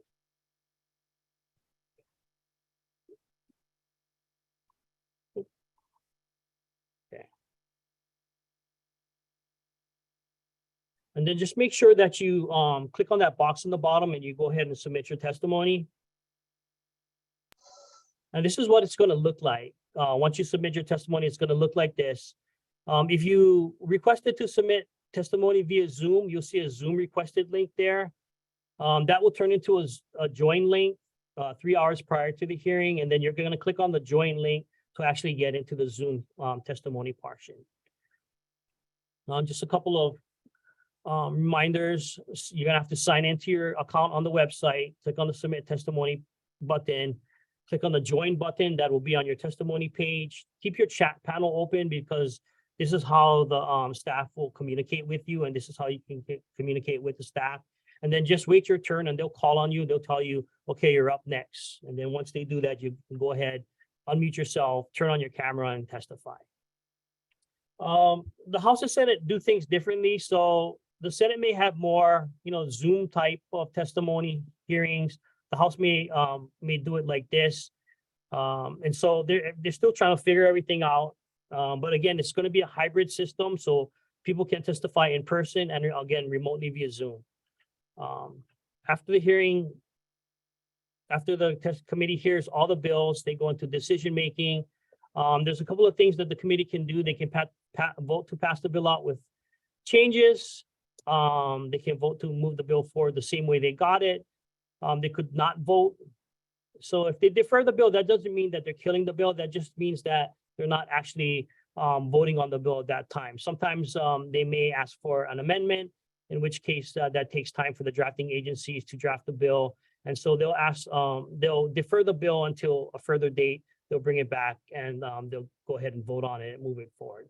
So these are the things that happen after a committee hears a bill, or after the committee hears all the bills on a hearing notice. And then if there's changes, we have to remember that the bills must conform to the titles. So any type of change they make to the bill has to fit that subject, the title of the bill. Some common changes are they defect the effective dates. And so a lot of committees change the effective date of a bill from whatever's on the bill to something far off into the future. And we tell people don't really worry about that because they'll fix it before they get the bill out of the legislature. If a bill is introduced with appropriations or funding, the subject matter committee will take that funding out and they'll wait for the money committees to put that in at the end. So these are the two most common changes in bills that are amended in committee. Okay, once bills get amended, they're given a HD or SD prefix as so. And so this is HD1 version. That means that it was changed one time by a committee in the House. And then they'll also complete a committee report, which is kind of an overview of what happened in the committee, any concerns the committee had about the bill. They'll list the testifiers, and then the vote sheets are attached. So this kind of rides along with the bill as it moves forward in amended form. And the committee report is actually what the chamber is voting on. And so the committee will make a recommendation to the rest of the members on how they want them to act on this particular bill. And then they'll be voting on the recommendation by the committee. So here again is the bill status page. And you can see all the testimony for any hearing, for your hearing and any subsequent hearing on this page. And you can see the committee reports linked here.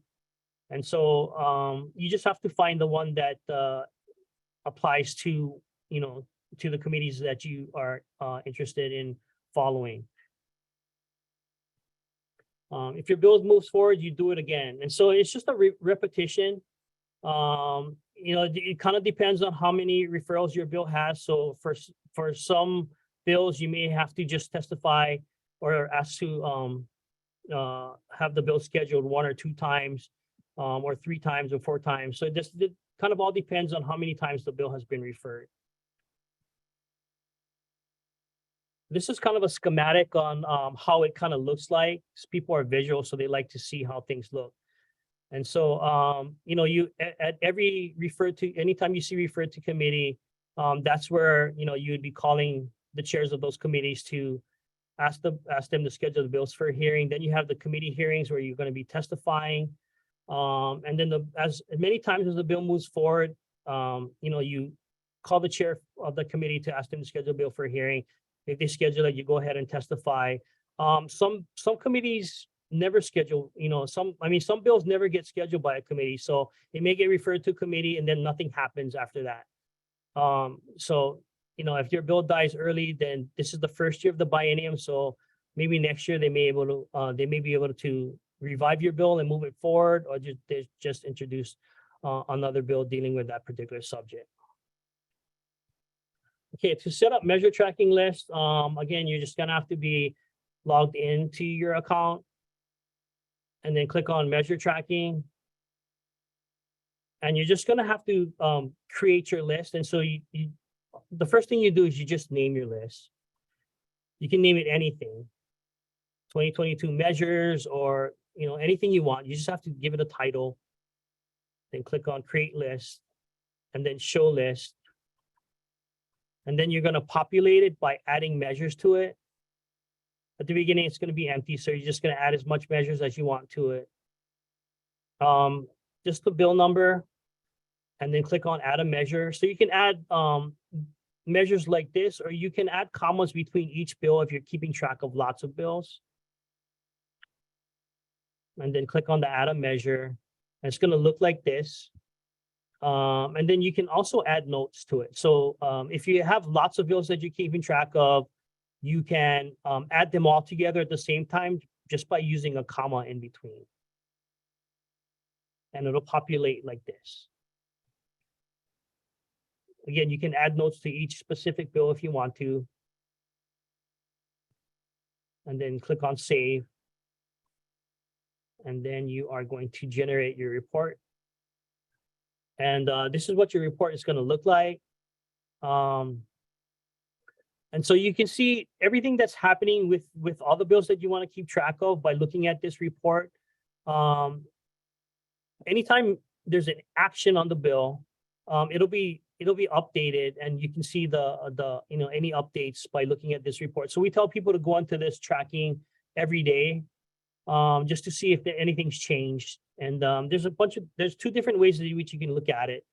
You can look at it just in numerical order, by clicking on the measure. Well, it's actually going to be set to numerical order under measure. But if you wanted to see the most recent status, or bills that had the most recent action on it, you're going to click on the current status, and it'll show you everything it'll rearrange your list to show you all the bills that had the most recent action on it. And you're going to be looking at the current status just to see what's happening. Okay, with tracking lists, you can create one tracking list. If you want, you can create two tracking lists. That's really up to you. When you print the lists out, print them out in landscape style, just because it's gonna be wide. If you save your report, you can save your report as a PDF and send it to other people. Just know that the PDF will record that your tracking list at the time you save that as a PDF. So if there's any updates to it, it's not going to be updated in that PDF. And you want to make sure that you check your report often. And so go into your tracking list every day, just to see what's happening. And again, when bills are scheduled for hearings, you're going to go ahead and sign into your account and submit your testimony. And you just keep following along as the session goes. So again, this is a visual, and some bills may move a lot, some other bills may not move, and that's really up to the committee and what the legislature wants to do. If you guys have any questions about the process part of what's happening with your bills during session, please feel free to give us a call, and we'll help you understand what's going on with your bill. And then we get back to the calendar. So the calendar, the most important thing to follow is your bill referrals, the deadline on the calendar that affects your bill, and then understanding where your bill is in the process. And again, we can help you with all of those things. Feel free to call us. I know this is a lot of information, but if you guys have any questions about anything that's happening with your bill at that time, you can call us and we'll help you find that information. Okay, for up-to-date handouts or anything that you need to find on our website, you can do that by going to lrb.hawaii.gov/PAR. And clicking on the current legislature will bring you to all of the our legislative information. And things have changed quite a bit, since we started updating our info sheets. And so to get the most recent information sheets, you can go to the current legislature tab. You can either click it on the top or the bottom, and then use the boxes on that page. We have a room phone fax directory. We have a office manager list. We're going to update our committee clerks list so you can see who's going to be the committee clerks for the committees that your bills may get routed through, and information that are specific to the House and Senate. So this is what the committee leadership and committees handout looks like. And so you can get the information on the website, but you can also get information on the legislature here on this current legislature page. And on this current legislature page, you'll have access to information that's kind of all together instead of having to to look at piecemeal information on the website. You can gather information on our page, on this current legislature page, and a lot of people kind of like going through all the handouts that we have here. So this is a good place to go to access information. And anytime there's changes to any of this information, we'll also update the changes, and you'll be able to look at the most recent committee listings or anything that's changed will be updated here. Okay, engagement 101. This is where you go for this is where you would go to do things. If you need to find your representative and senator, you can do that. There's a video on how to do that, how to register for an account, and how to sign up for a hearing notice. And then the Learn tab is where you would go to understand the process. And so you just go to overview of the legislative process, and we'll walk you through everything that happens from the beginning on when you have an idea for a bill all the way through the committee hearing process and to the floor session process and to what happens in conference committee, and following the bill all the way through until it gets up to the governor. And this is our social media pages that we're linked to. We have videos on how to do different things. And so we have a lot of helpful videos on our YouTube page, and you can go here to watch those. And again, this is our contact information. On the right side, there's Virginia and myself. So I will end this presentation. I'm sorry, guys. Like, I don't know. I haven't been feeling well again during this presentation. I've been like missing things that I wanted to say and stuff like that. But give us a call. Hopefully I feel better next week. And, if we can answer any questions for you guys, we'll be happy to do that. And I'll turn it back to Peggy now. If you guys have questions for me, I'll be happy to answer those questions. Okay. Bill limits, yeah. So this year the Senate is unlimited. Senate is almost off. Sorry, Senate. I'm really off today. I'm serious. I'm sorry. The Senate has unlimited bill introduction. So the senators can always introduce as much bills as they want to. The House has limits of 20 bills per member. And that's I think that's 10 more than they were allowed to introduce last year. Chairs of committees can introduce more, depending on the types of committees that they chair. So unlimited Senate, 20 bills per member for the House. They can always ask for the Speaker for a waiver to introduce more bills. And then there's going to be a 5 bill per limit starting the 23rd of January. So those are the bill limits. I think that was one of the questions. And is there any other questions? Okay. Some of you guys have answered those questions on the chat, so thank you. Okay, does anybody else have any questions that I can answer right now that I'm on the Zoom? Yeah, your previous login will work. If for some reason it doesn't work, and you can't get into your account, let us know, and we'll give you the number to the Senate data systems. Sometimes people forget their email account, their passwords, and so then we go ahead and we recreate the password or we retrieve it from the Senate data. So, any other questions? Thank you.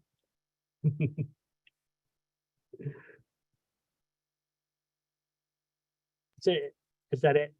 I was going to say thank you, especially because you don't feel well. And I, again, really encourage everyone, if you have a question about the process, which I understand can sound a bit overwhelming at first, contact PAR. They can help you through understand any of it, really. So, use them as a resource. That's why they're there. I believe Nicole had mentioned, we're one of the few states that does have a public access room to help us, the public. So utilize that and visit their website, because there are so many useful pieces of information on their website. They've worked really hard to get it to where it is today. So, take advantage. And with that, I think unless anybody has a burning question, I don't think I see any more. Okay. Well, thank you so much. Thank Anna. you, guys. Feel better. I know, like I couldn't. All right. So hopefully I'll see you guys during session. Again, yeah, feel free to call us or email us, and we'll see you in our office, hopefully. Everybody have a good day. Thank you. Bye. Bye. Okay, so up next, we're right on time. I know though, if you're hungry or you need a quick break, please, grab a snack or your lunch, or have somebody in your home bring it to you if you want them to, or make it for you. And we're headed into In the Know, Lunch with a Legislator. And forgive me, I don't know if all of our legislators are on, but we'll get started. I know some are here. And we have Lisa, so from Hano. Joining us today are going to be Representative Peruso. She's District 46 in the Wahiawa area. Senator Moriwaki, District 12, who is in Ala Moana, Kaka'ako area, like McCully, I think some of Waikiki. And then Representative Jean Capella, she's House District 5, which is a huge land mass district on the Big Island, from about the Mid-Island all the way down to South Point. So if you folks are, and then of course our fearless moderator, Lisa Maruyama, with the Hawaii Alliance of Nonprofit Organizations, Hano, which is much less of a mouthful, is here to help moderate the discussion. And it looks like Rep. Capella is on. Hi, Rep. Capella, thank you so much for joining. And, as the other folks jump on, they can come and share their knowledge as well. So with that, I will kind of let this sort of intimate conversation get going. And again, please, if you folks have questions, put them in the chat. We're trying to either answer them live or answer you via, text messaging, everyone. So the questions have been great, and I know that others have similar questions. So keep asking. And with that, I will let you folks get started. Okay, thanks, Peggy. Hi, everyone. I'm Lisa Maruyama with Hano. And yep, Peggy's right. Hano's an easier thing to say than Hawaii Alliance of Nonprofit Organizations. I do see that Rep. Janae Capella is with us, but I don't see Senator Moriwaki or Rep. Peruso yet. And so, you know what? This might be a really good chance to hear directly from Rep. Capella. Hawaii Island, and as Peggy said, she's got one of the biggest districts really that she's managing. Maybe we want to hear from you, Rep. Capella, around what are some of the emerging issues coming out of the pandemic for your island, for your district, what's going on with the eruptions. Everybody kind of breathed a sigh of relief when Mauna Loa stopped, and then now we see Halemaumau, acting up. So what are your thoughts as you enter session, and what are just some of the things that are vibing in your district? I think we'd love to know that. So thanks and welcome. Good to see you again. Fantastic. Good to see you, Lisa. Aloha, everyone. Hi. I don't see faces, but I see names, and I see lots of names that I recognize. So it's wonderful to share Saturday and to share space with you folks. Yeah, I have a gigantic district on Hawaii Island. I'm the first woman, Native Hawaiian, and person born and raised in my district ever represented in the House. I truly believe that representation matters. The importance of having leaders that look like you, that talk like you, that have a similar background of struggle as you is important. One of the reasons why I ran for office was because I didn't feel that I had that representation in the legislature. I didn't see someone that looked like me that inspired me to take bold strides or feel like I had a space and I belonged. And that was one of the biggest reasons why I ran. So for advocates, I mean, that's not just for legislators, right? That's also for advocates. We need to see advocates that are fighting for us, that look like us, that look like you folks, that are bold and make space for us and pave a pathway for other people, specifically young women. So that's one of the reasons why I ran for office. And speaking more about my district, it's grown a lot in the last election cycle, really. I used to have half of what I have now. So we gained a seat on Hawaii Island and my district grew ×2. So it now goes from South Kona all the way to Keau. So that's like right outside of Hilo. It encompasses Volcano, parts of Puna. I have Curtistown. I have all of Naalehu and Ka'u, so the southernmost point in our state, but also in the United States. And my hometown, which is Ka'avaloa, also known as Captain Cook, and Kealakekua area. So it's quite large. And I think more than anything, there are so many different pockets within it of very different communities with different needs, but similar struggle. The entire area is some of the hardest economic hit. It's also, when we talk about socioeconomic status and struggle, really some of the most impoverished communities are all in my district. So my office focuses a lot on economic resilience. We focus a lot on how do we raise revenue to help support access to education and healthcare. Some big priorities for my office this year. We also chair the Working Families Caucus. So I'm really grateful to have worked with some incredible allies on this page and on this Zoom right now. Hi, Sergio, good to see you. But individuals like so many of you who have fought for a living wage in the last year. And it just goes to show that no matter what, we can do it together. So I know we're working on some tax fairness issues. We're working on paid sick and family leave. It's unconscionable that we don't have those things yet. And then for my district, we are really hit with a healthcare desert. We don't have access to healthcare, whether it's reproductive care or mental health care or everything in between. And of course, the doctor shortage and the teacher shortage and the nurse shortage is really, it's exacerbated by the lack of affordable housing. So as many progressives know, we work on systemic broad change because we can't just change one portion of the system. We have to change all of it. We have to fight for systemic change. So that's what that's what I've been doing. That's continuing to be my goal as we move into the this new session. And I'm also excited to be the vice chair for now chair Representative Peruso of the Higher Education Committee, who I see just jumped on.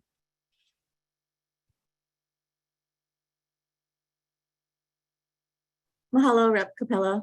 You would think 3 years into this Zoom experience, I would learn to unmute myself when I'm supposed to. But anyway, thank you for that. It's just, I think as we go into each session, as you all know, it's just good to understand everyone's context. And these are weird times, right? And year 3, like, what's this going to look like per session? It's already sounding like we're going more back into in person. But yeah, what are, I guess, just some of the issues? Rep. Peruso, thank you for joining us and taking the time to be with us today. We just thought we'd give you a moment to talk about your district and just what are some of the issues that are resonating with your constituency as we sort of head into legislative session, what's on everybody's minds. So yeah, I appreciate the opportunity to share because these district concerns are kind of driving our legislative agenda this session. We spent most of the interim working on sustainable ag issues and really diving deep into the obstacles to an effective farm to school, farm to state system. So I think really we have a slew of bills addressing pesticides because in my newly expanded district, which now stretches from Waipio Acres out to Kaena Point, it's become a focal point, and we just did some data collection around pesticide use, in particular by Dole, and we're going to have a community meeting on January 19th in Whitmore Village, but really looking at the enormity of the problem, has kind of motivated our office to do all of that work around pesticides and really addressing that problem, because my community, my district is largely agricultural. We're also really focused on CTE, because now my community encompasses 9 elementary schools, 4 middle schools, and 3 high schools. So we have an opportunity to deal with a whole complex area. So not just the complexes, but my community, my district encompasses all 3 complexes. So it's a whole complex area. So we have a chance to do some really cohesive work around that P20 continuum, and looking at how we can meet the needs of our young people and keep them here. So offering them not just economic opportunity, but also educational opportunity that is appropriate, because we know that not all of our young people are going to complete a 4-year degree. If you look at the data, that's just not what everybody even seeks. So how can we offer those opportunities to our young people so that and good paying jobs so that we can keep them here? That's really been a focal point for our office. Thank you. That's one of the things that I had hoped would come out of the pandemic, is that kind of radical change around how we see jobs, how we see working, how we see value, how we see abundance. And so I really appreciate that you're thinking about these types of things, about redefining how we do work here in Hawaii. So mahalo for that. We had a series of questions that I'm going to start. I find it interesting that the 2 of you both got in the redistricting process, you both got way more land and constituency than you had expected. So that's an interesting common theme for both of you. Oh, I'm being told that Senator Moriwaki has joined us. Excuse me. Hi, Senator Moriwaki. Thank you. Hi. Welcome and Happy New Year. We were going through with Rep. Capella and Rep. Puso just what's vibing, what's resonating in their district as we start this legislative session. Can you give us a little recap of just, you have an urban core that you manage and oversee. What are some of your issues from your constituency that will feed into what you're up to this legislative session? Well, our constituency pretty diverse. I cover Kaka'ako, Waikiki, and parts of Macaulay. With the redistricting, I lost my Mo'ili'ili constituency, and because Kaka'ako grew, my physical district got smaller. I think I cover now a couple of buildings in the downtown area. I see Nicole. She's in my district. Hi, Nicole. Happy New Year. So it's quite diverse. We've got older constituents, young professionals, as well as a number of homeless that we're trying to work with. Waikiki is, as you know, has conflicting constituencies. We've got the tourists and the hotels trying to bring in more tourists, but hopefully high quality tourists. And we have residents in the strip, about 20,000 people in Waikiki that have the excessive noise from not only the street performers, and we've got crime because it is a congested area. So it's quite diverse, but the issues are the same. Trying to help our homeless, looking at affordable housing, also crime and noise. Noise, especially in urban areas, is something we have to deal with. It is a problem for health wise in the noise and not having quiet enjoyment of your living quarters. And there's a lot of development, and how do we prevent development from sprawling? Everybody says, okay, let's keep the country, and it's sprawled to the country as well, but how do you manage that?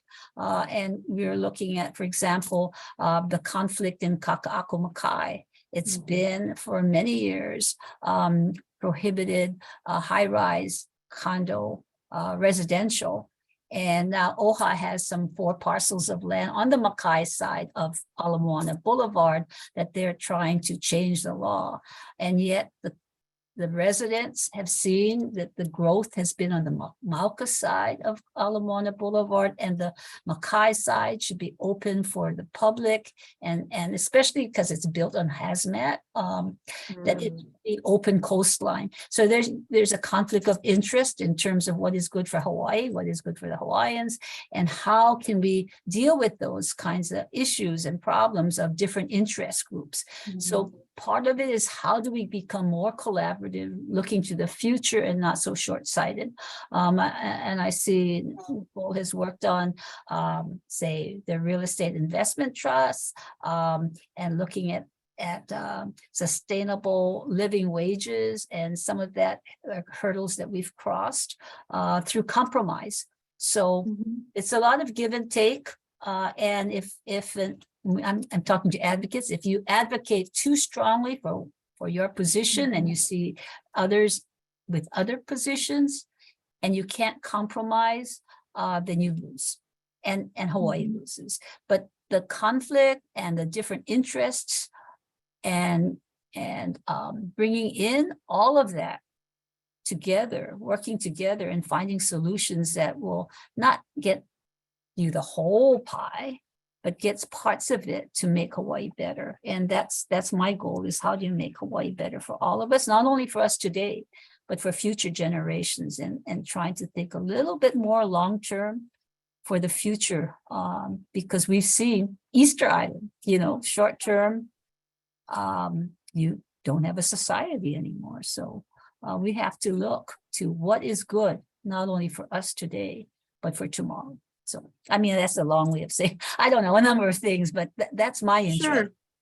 No, we appreciate that. And ladling in a little dose of advice for advocates as well is welcomed. But on that note, that's a good segue for us. It was good to get all of your mana wahine context of the places that you live in.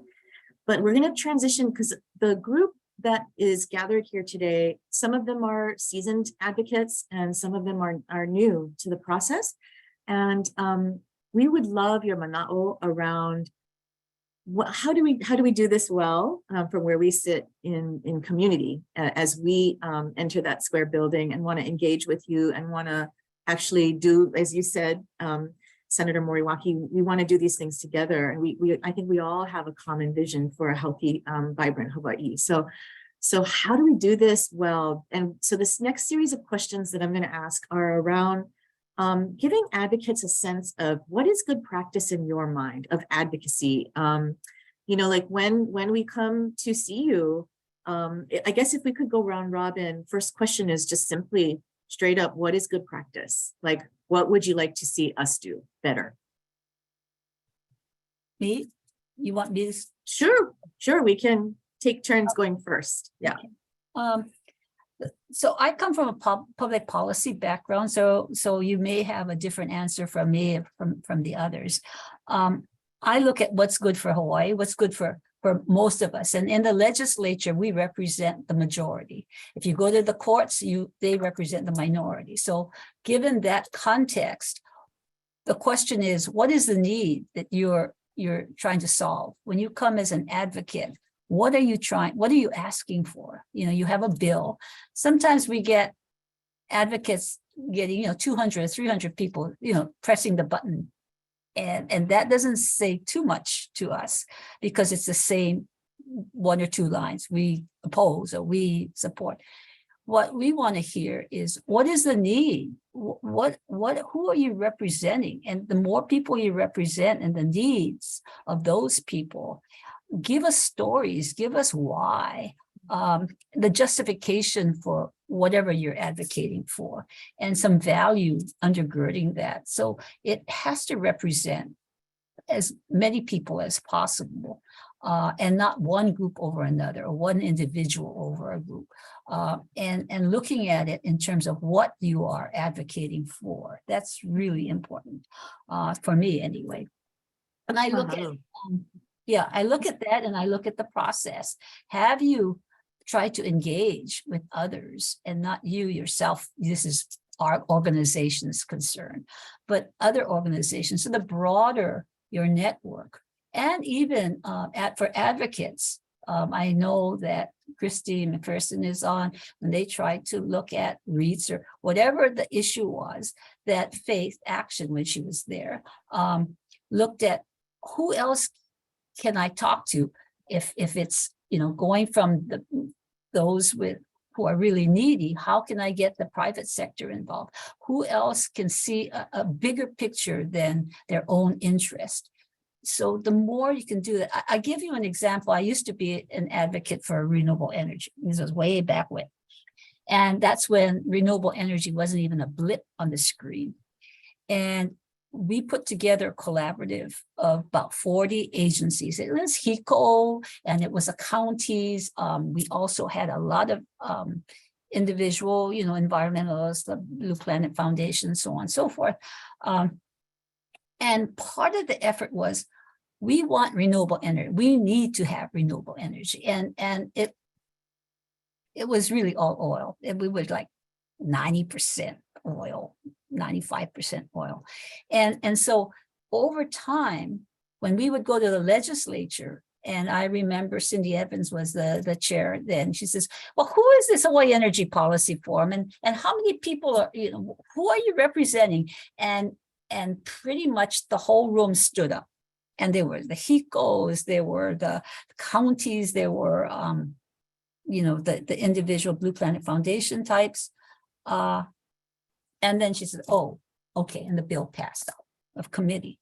So you need to look at what is it that you want, and who really are you representing? I mean, it has to benefit a lot. Renewable energy is easier than some, but at that point in time, there was nobody who wanted renewable energy. It was not, you know, how did you even get there? But that idea, that dream, today, what we were trying for 100% renewables, you know. So it also takes patience, perseverance, because you know something is the right thing to do. So I get off my soapbox now. No, thank you. I appreciate that. Yeah, for sure. That's great advice. And, you know, in our sector, in the nonprofit sector, often our funders ask us, what is your theory of change, right? And baked into that, embedded into that is need, right? Oftentimes we have a theory of change because it's based on a severe need. So I appreciate that. That resonates for me. Let's see, working backward, how about Rep. Russo? Do you have pearls and words of wisdom for us on this? I don't know if I have pearls. I might have, you know, something, rocks. I have some rocks. But I would say, you know, the questions I ask first always when advocates come talk to me, or even try to set up meetings, like, whose interest do you represent? I feel like the most powerful interests, they don't need me. My community and the working class people in my community, they need advocates. They need support. So really, I want to know how the work that your organization is doing, or your group of organizations is doing, affects working class people, and how will affect unions, and how will it affect what kind of environmental implications will it have. So, you know, I don't take meetings with everybody, and that's just because I know how to read. I read the material. If I feel like that group of interests is already super powerful, then and well represented in the body, then I don't spend my time on that. So and different legislators have different approaches to those questions, but I think that it really kind of boils down to what that legislator's priorities are, right? And so really, I think, understanding where the legislator that you're approaching comes from, what they care about, and how to connect the work you're trying to do with what they care about. And so I think that it just like requires you folks to do your homework before coming to talk to each and every one of us, to not have a prepackaged message, like, you know, share the data, share the facts, but to kind of think about us as coming from very particular points of view. and to speak to those points of view and to connect with us and to develop common cause with us. And I think that really will make you more effective. Thank you. That's great. That is a pearl, not a rock. Okay, Rep. Capella. I think there's been a lot that's already been said that's really great. You know, I think one of the things that I would also say, and I think Rep. Peruso really touched on this as well, is there are people that have a lot of access to the building, whether it's financially or they're donors to leadership, so they just get a lot more access, period, and more people are willing to take those meetings. There are legislators who will take meetings only with like the special interest groups and not with like community advocates. So I think what Rep. Peruso said about know what really moves a legislator and how you can then move them. So maybe that's not the legislator that you try to catch your meeting with. Maybe that's the legislator that you do send 300, 200 emails to try and really push what you're trying to get across to them. Yes, granted, be targeted. No, try to be the expert, because at the end of the day, I think as advocates, you're an expert in whatever you're bringing to us. So know that, never lie. Like if you don't have an answer, that's fine. Just say, I don't have an answer. Let me get back to you and I'll email it to you. Because as an expert, if you lose credibility with what you're saying because you're saying something that you don't know, that legislator is never going to trust you again. And you don't want to lose that credibility.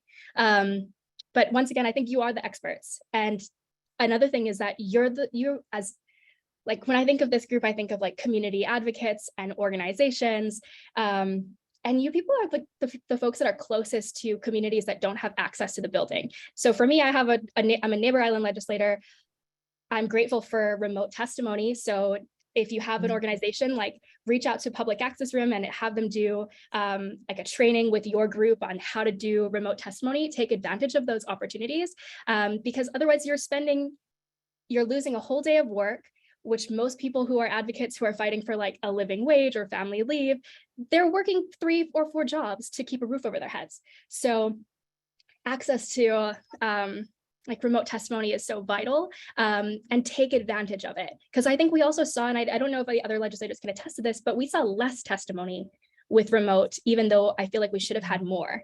And this year we're going to have both, so use them. And I think also know what moves a legislator.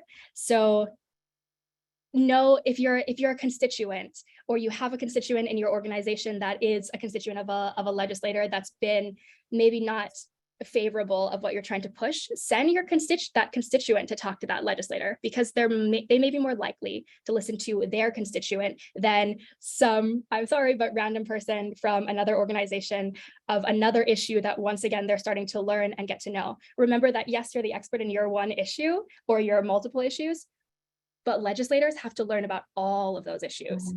So be persistent, but also have grace, and really try and take it as like a learning opportunity, not as they're the enemy, because for many of us, we're not the enemy. We really are trying to build a better Hawaii with and for everyone. And we just approach it in different ways. And then I think I also want to talk about social media, because I really push social media. I think it's a really great opportunity to connect.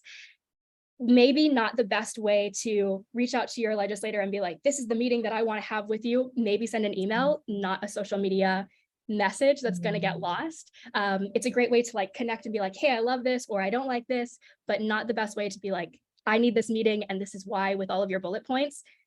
Choose an email, not social media. Thank you. No, I think everybody appreciates those practical communication tips. But also I think what I'm hearing from the 3 of you is just sort of naming the power dynamics that exist at the Capitol and that prevent many people from feeling comfortable to one, share, to see themselves as experts, and 3, feeling sort of nervous sitting in front of you, feeling like this is my one chance. And so if I'm going to sit in front of you, I'm going to try and be the expert. But so that's a good reminder that everyone needs to be accurate and factual about their information, but also what I'm hearing from you, Rep. Capella, is real voices matter as well. Storytelling, narratives also matter, not just sort of wonky statistics that might come from Hano, right? Like real stories, real people matter. So, okay, thank you for that. next question is, it's kind of, these questions are all sort of related to each other, but it's really to tease out for our listeners, how do we just get better at this?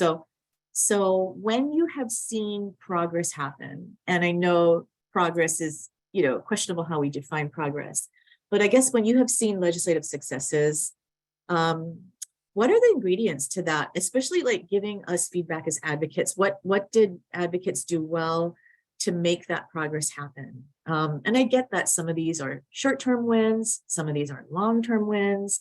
But yeah, give us, if you have some stories that help us to understand what were the successful ingredients and elements to a successful advocacy campaign that resulted in progress. And maybe, why don't we start with, to give Rep. Capella a breath, why don't we start with Rep. Puso? Sure. And I can, you know, there are some really important examples about successful advocacy campaigns, but I think the one that comes to mind immediately is the menstrual equity work, because I think that, like, when we first introduced that bill back in 2019, it was a big lift. Even I felt uncomfortable introducing it, and I had been a classroom teacher for 20 years. So I was like, I asked the kids, are we really going to do this? Like, do we have to? You know? And I think that what I think is important about watching that process over time was, number one, their resilience, right? Their persistence and their ability to be consistent and to keep coming back to the table and to keep educating the cohort behind them, right? So it was different kids every session. I don't know if anybody knows that, but and that teacher was kind of the source of continuity, but not the only source. So the kids educated each other. And I think that's important in social organizations too, because you do have this kind of turnover, right? And it's important to maintain that institutional continuity and the organizational continuity.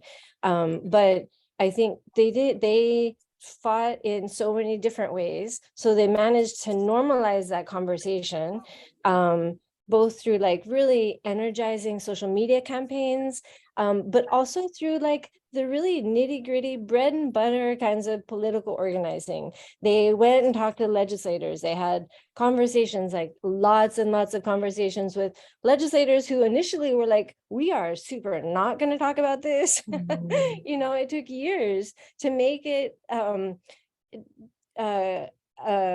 issue that people were even willing to acknowledge and to confront in the public schools.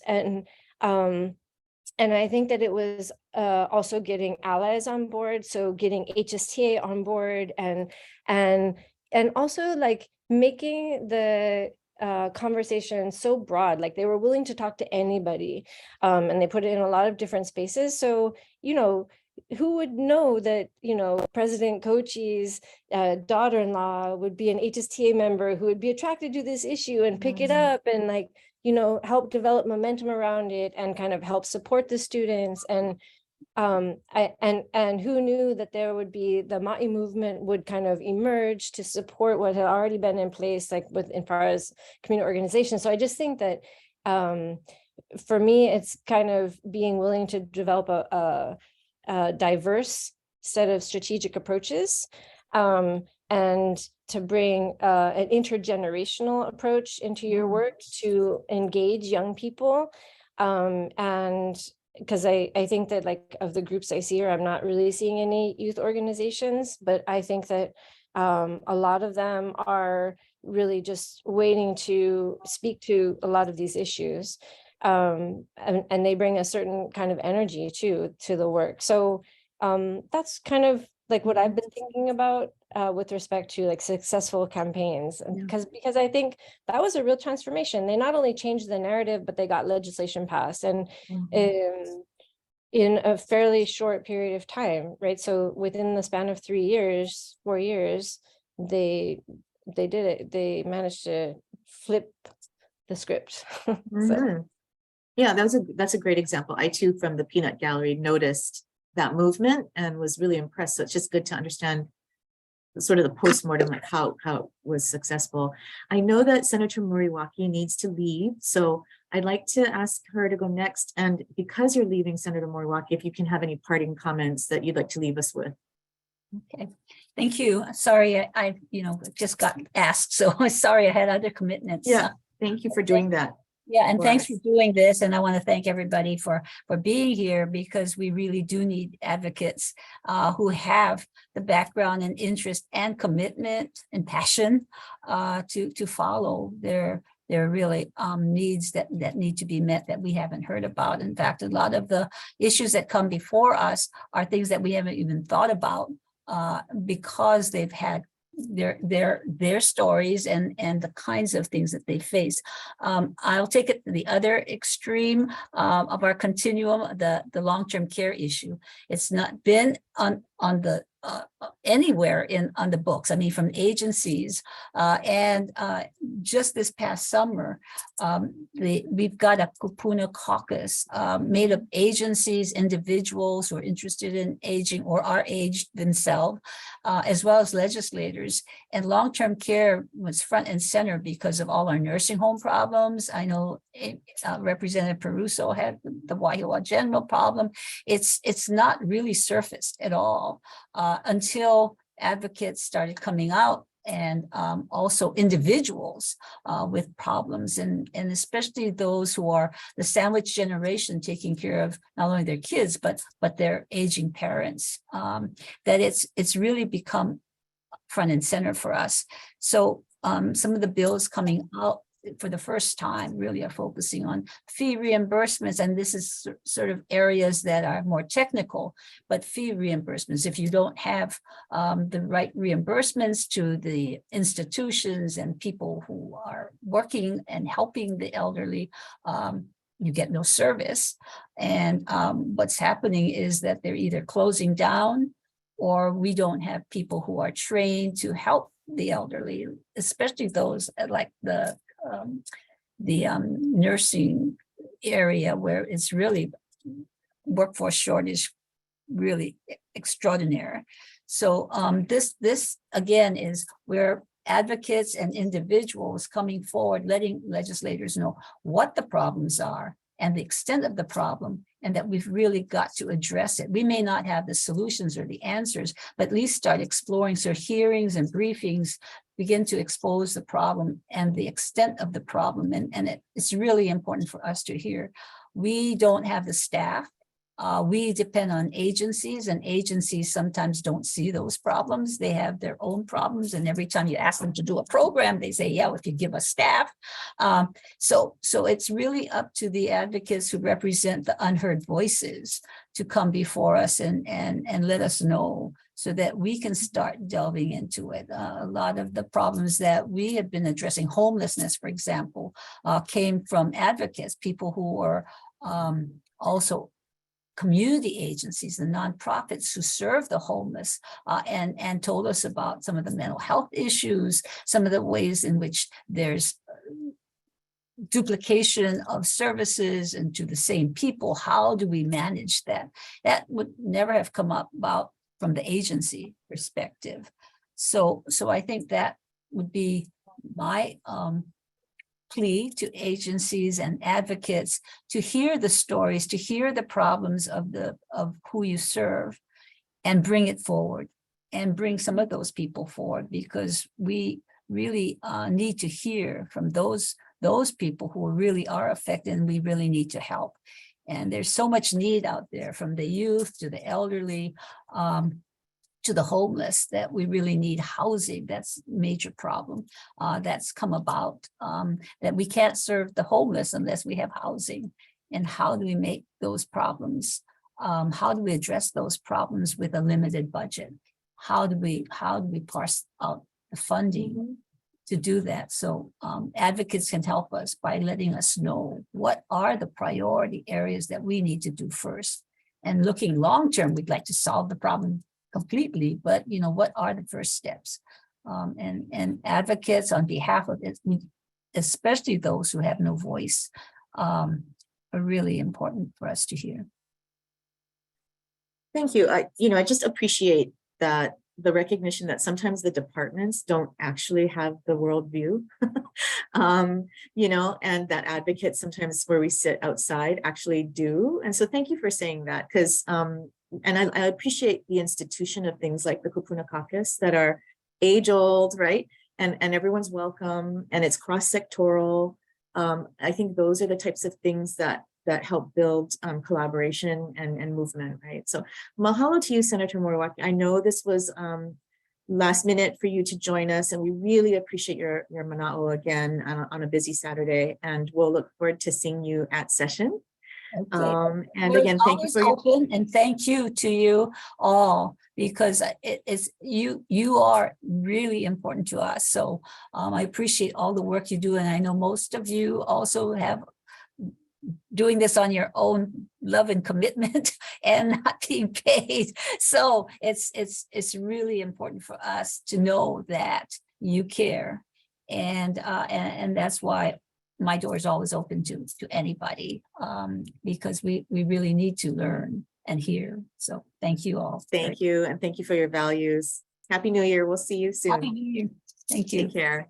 Thanks. Okay, and we'll move on to Rep. Capella. I think the question, are we still on the same question? I'm losing track of the question is, progress. Yeah, right? Is this the one we're on? This is the Examples question of about an example, right? Yeah. Yeah. Okay. Right. Okay. I have a Success. really good example of coalition building, working together to get a piece of legislation that is monumental passed. And that's last year's living wage bill. That was 15 years, 10 years in the making. It took a long time, and many of those advocates are on this call. Years of coalition building to just keep going. And the number kept moving, and literally the number of what we had to change to what a living wage was just kept going up, because the legislature just kept pushing it off and pushing it off and pushing it off. So it goes to show you have to come back, and you have to build institutional memory every single year. And that's where advocacy is really important, because you're training people, the legislators that come in every 2 years or every 4 years in the Senate, there's a new crop of legislators that may know nothing about your issue. So you have to come in and re-educate. And the consistency there is really advocacy and advocates. The issue doesn't change, the problem just gets worse every year that we don't address some of these issues, like a living wage. And I mean, that's where I think it was really great. You saw these, after years of trying, you saw these different coalitions building in separate areas and then coming together to focus on Raise Up.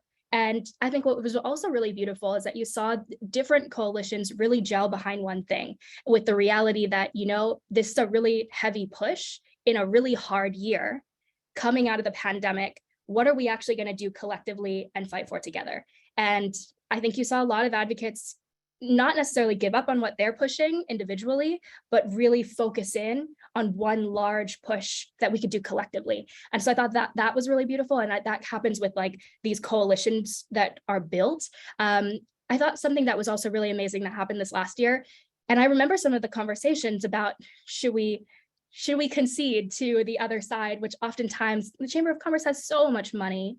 And they do an entire week of advocacy and education for legislators with food and poo-poos and all those things that only large organizations can really do.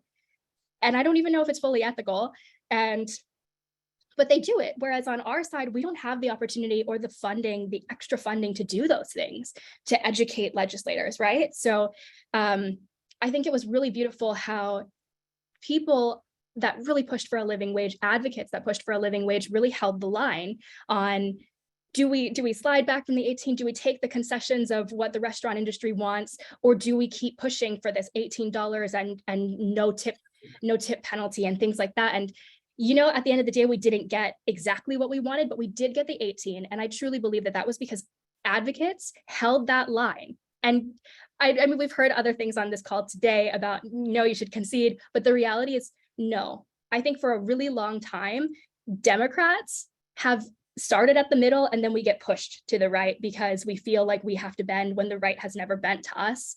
And that's how I feel. I come from like a socialist background, so I feel that the more we empower the people, the better. But I think at the end of the day, hold your line as long as possible. And at the very end of the day, if we have to give, we give, but we don't start from a give. We start with what we want. We start with what the people need, and you're that voice. Yeah, so I think just diversity and hold the line. And I think that's also another time when, like when large batch testimony and trying to really push different chairs to hear what you want, and you need 200, 300 people to send those emails or to call. And I applaud the advocates that really did that, because we can't move the inside of the building without the outside of the building moving too. And that $18 an hour was set by advocates. It was said in Speaker Psyche's speech at opening day, but that 18 number wasn't set by legislators. It wasn't set by Speaker Psyche or what we all gelled around. It was set by advocates fighting year after year after year for something. And then we finally got it. Thank you. That's a great example. We're running out of time, and I do have a couple more questions, but I think I want to sort of pound this one out if we can do rapid fire answers. Because I'd love to see if anybody out there has questions of you all in the remaining time. So willing to sort of forfeit our remaining questions. But one last one from sort of the moderator is, what are some examples of some bad moves by advocates, if you can share? And I know oftentimes this answer comes with context, but if you can keep it a little shorter, then we can allow for some time from everyone else to ask questions. Thanks. And maybe we'll start with Rep. Russo, and I think we have a upcoming question from Angela. So hold on, Angela. We'll just we'll call on you very shortly. Thanks. So yes, Rep. Russo.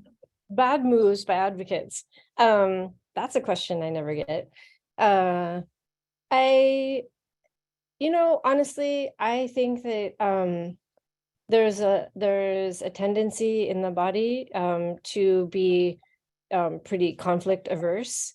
And I think that it reflects the political culture of the institution.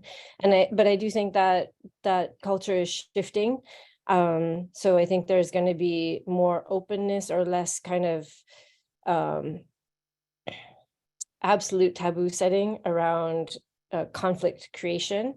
But I will say that in the past, what hasn't worked is personal attacks. I've seen there some backlash and some retribution and some retaliation when things get personal. I think, but it's completely understandable because there are people making these decisions, right? And they should be held accountable, and they should be called out. So that's kind of where I come from. But I think it's important that this group understand that I am an outlier in the building, and the philosophy that I embrace is not embraced by all. And that if you want to be effective with my colleagues, then playing nice is important, and relationship building is important. So when you burn relationships, you have to understand that you need to accept the consequences of that. So that's, and I honestly think, like, ultimately it serves the ultimate purpose of movement, because I don't think you can have change without conflict, and recognizing that conflict and surfacing it and acting on it. But the status quo has been perpetuated in this building for a long time because we have been successful at suppressing conflict. And one of the ways we've been successful is to kind of normalize marginalization of people who speak to the conflict. So to just be cognizant of that, right? That you make choices, and sometimes the moment is right to kind of be more aggressive, and sometimes the moment is not right. So I know that's so vague. And I not vague at all, actually, not vague at all. Okay. Totally get what you're saying. And we could actually devote a whole other hour to just dissecting that culture that sort of plagues us. But anyway, thank you. Appreciate that. Rep. Capella? I agree with Will too in the chat. Yeah, totally. I agree too. Same. I think Rep. Riso summed up one of the hardest parts of working in the building. and being an advocate in the building as well. Kind of that inside outside. What am I doing? Where am I doing it? How am I doing it? And it's different with every issue. That's the other thing. Every issue is a little bit different because people sit in different spaces on those issues. So someone who is completely opposed to you in one thing may be totally with you on the other thing, and you're like, what? Okay. So know that. And that's where I think like keeping it really professional and keeping it to the issue is really important. As a young, and I know that Representative Peruso has felt this as well, but as a young Native woman, there are so many times when I have been attacked as a person for my policy choices and my policy decisions, not for my actual decision. And that's the one thing that I will say to advocates and to anyone that you work with or anyone that you train is definitely keep it to the issue, because you see that inside the building, but it's really awful, I think, when you have to deal with it. At the end of the day, we're still humans. Like a legislator is still a human. Even though it seems like they don't cry, like I cry. And sometimes things really hurt, and to be called really awful names, really sexist things, to have different threats thrown at you for whatever your choice was, that's not okay. Like then you're getting into harassment territory, and it's really interesting how people feel like, and I'm not saying that anyone on this call would do that, but just for any of the trainings that you do end up doing, because I know you'll take this information and take it to your groups. You can't walk back like hatred. And we want to be like the side that welcomes all people. And a lot of that has to do with like, how do we grieve with these individuals who are hurting? And that's why they're choosing their issue. And that's why they're harassing, harming others around them, because they're feeling that themselves. How do we welcome them into our space? How do we pull them to our side so that we can collectively work together and so that we can fight together? Because at the end of the day, that's where we need to be. That's where we're trying to move to. So yeah, stay away from hatred, stay away from like calling people names on social media. Eventually they find out and it's a thing. And then all of a sudden they don't want to work with you. They don't even want to talk to you. They won't take your meeting. And that doesn't help our movement. So yeah, I think that would be the biggest thing. I think social media is also a really, really harsh place where it can be really beneficial, but also really painful. And a lot of our legislators are older. Don't know how to use it. And if they go onto their social media and they see really awful things, I mean, I think it just moves them further away from what we as a movement are trying to push, which is this holistic uplifting of our communities. Yeah, no, I appreciate both of your candor and sort of your nuanced answers, right? These are not easy issues, and lots of variability, right, from issue to issue. So learning to be adaptive, responsive, listening, are all skills that we probably need to have as advocates. So that's going to be it for me, from my questions. I know Angela has been patient here waiting to ask her question. Angela, do you want to unmute and ask it yourself? Yes. I do want to ask the question, and this can be for any of the reps. Thank you so much, Rep Peruso and Rep Capella, for the presentations today. And my question is, okay, so I'm trying to frame this question because there's so many layers. But I'm going to preface it with a leading question and then summarize. So, is a successful petition a strategy that could persuade legislators to propose a bill? Because although it's certainly not the orthodox way to do things, but it can be convincing to show people like signatures are evidence of people's support and their willingness to testify if the bill gets proposed. So it could be a good strategy. And so that could that be one option to persuade a legislator to propose? Or another option would be to like form an organized group of 200 or 300 people. I know there's not like a formula to getting a bill to get proposed, But, out of these 1, 2, or 3 options, 1, successful petition, 2, organized group, or 3, both, what would be the best option? Oh, I'll start, Angela. First off, thank you for your advocacy. I see you all over the Capitol. And it's really great to see, young folks too, right? And people of all ages coming into the building. Please come and visit us. It's nice to see the Capitol open. And if you are on Oahu, if you're ever visiting Oahu, please stop by.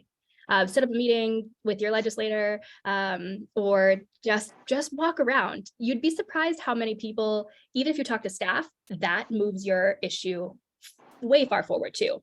Like honestly, staff run our lives. So they're in charge of like getting whatever paper is coming our way to our desk, right? And they can either help you or they can not help you. So be really friendly with staff. That's I think a really good tip. Second thing is, I think it's interesting with the petition. I know that there are other states that can do like ballot initiatives, right? And you get like your 50,000 signatures and then it's on the ballot. Like California, they have that, right? Here, we don't really have that. And I think the best thing maybe not to have, so there was a petition that was started when I introduced a resolution to change the name of Captain Cook back to its original place name of Ka'avaloa. Thousands of people signed that petition. Only a handful of those people actually testified. So there were thousands of signatures on the petition that I'm not sure if any legislators actually looked at. And maybe 5 people. The first hearing, there was only 1 person that showed up. And then I just had my intern testify because there were no other testimonies. And it's a big lift kind of issue. So I think petitions, they can work, but you then have to like walk the petition around so that legislators are aware of the petition. Otherwise, it's just another thing that's out there that we don't know about. And if you're trying to get a legislator to introduce something, be really aware that in the House, we can only introduce 20 pieces of legislation for the first part of the biennium. So you're talking about someone who has like so many issues that you're dealing with in your community. So you're trying to do community constituent bills. You're also trying to do bills that address the movement that you've been trying to coordinate. You have the work that you've been doing throughout session, like Rep. Peruso worked a ton on like ag and like food hub bills. And then it ended up on a totally different like committee. So we're still trying to like balance all of those things. And then on top of that, if you wherever you live, whoever your legislator is, the best thing would be to reach out to your legislator and say like, hey, this is an issue in our community. I vote for you. Please introduce this. Because if you only have 20 slots, that's not a lot to do all of the work that you've been working on. In the Senate, it's a little bit easier. They have unlimited capacity. Not all senators introduce 50, 60 bills. So be aware of that as well. But if you're a constituent, they may be more likely to introduce it for you. You don't have to have a petition to get us to move. You just have to talk to us. Okay, thank you That so would be much. my advice. Thanks. Yeah, and I have nothing to add. That was. Okay, great. Mahalo to you both. I know we're running out of time. Thank you, Angela, for speaking up. It's a great question. I know everybody's been sort of talking story in the chat, so I think we're good. I think I'm gonna, with that, send it back to Peggy, who's gonna close us out. But again, wonderful, sincere mahalo to Rep. Janae Capella and Rep. Amy Peruso. They welcome you to come visit them opening day. You know, Senator Kurt Favela was supposed to join us today and couldn't make it. He also just emailed and said, please let everyone know that you're all welcome to come and visit him as well on opening day and don't be strangers. So yeah, I wanted to leave you with that. Thank you all for your attention and your interest. Good luck this session to all of you advocates. I'll probably be warming a COA bench with you at some point this session myself. But thanks again, and back to Peggy. Thanks so much. That was awesome. It's always wonderful to hear from our elected officials. And I mean, personally, I love hearing from 3 women who do amazing work at the Capitol. So thank you so much for being here. Really quick, I know folks have things to get to and we are almost at time, but I did drop the link for the evaluation into the chat. So if you can click in there, but don't worry, we'll remind you in an email if you don't get to it right now. Uh, and with that, I just, I think there was so much we all learned today, even if some of us have been doing this for years. There's always something to learn. So I appreciate each and every one of you who came here, who asked questions, because we learned from your questions, to all the presenters who have done amazing, amazing work, to our elected officials who have a different viewpoint of how things happen at the Capitol. So I just want to send out a big thank you to all of you. And I was also really excited to see names that I have known for a long time and new names too here. So that is very invigorating for me to know, like, people are still so passionate and doing work. And with that, I hope you all enjoy the rest of your weekend, and, you're getting ready for opening day, which is almost upon us. So I hope to see many of you at the Capitol. And thanks again for coming. We really appreciated all of us who worked on it. Take care. Bye-bye.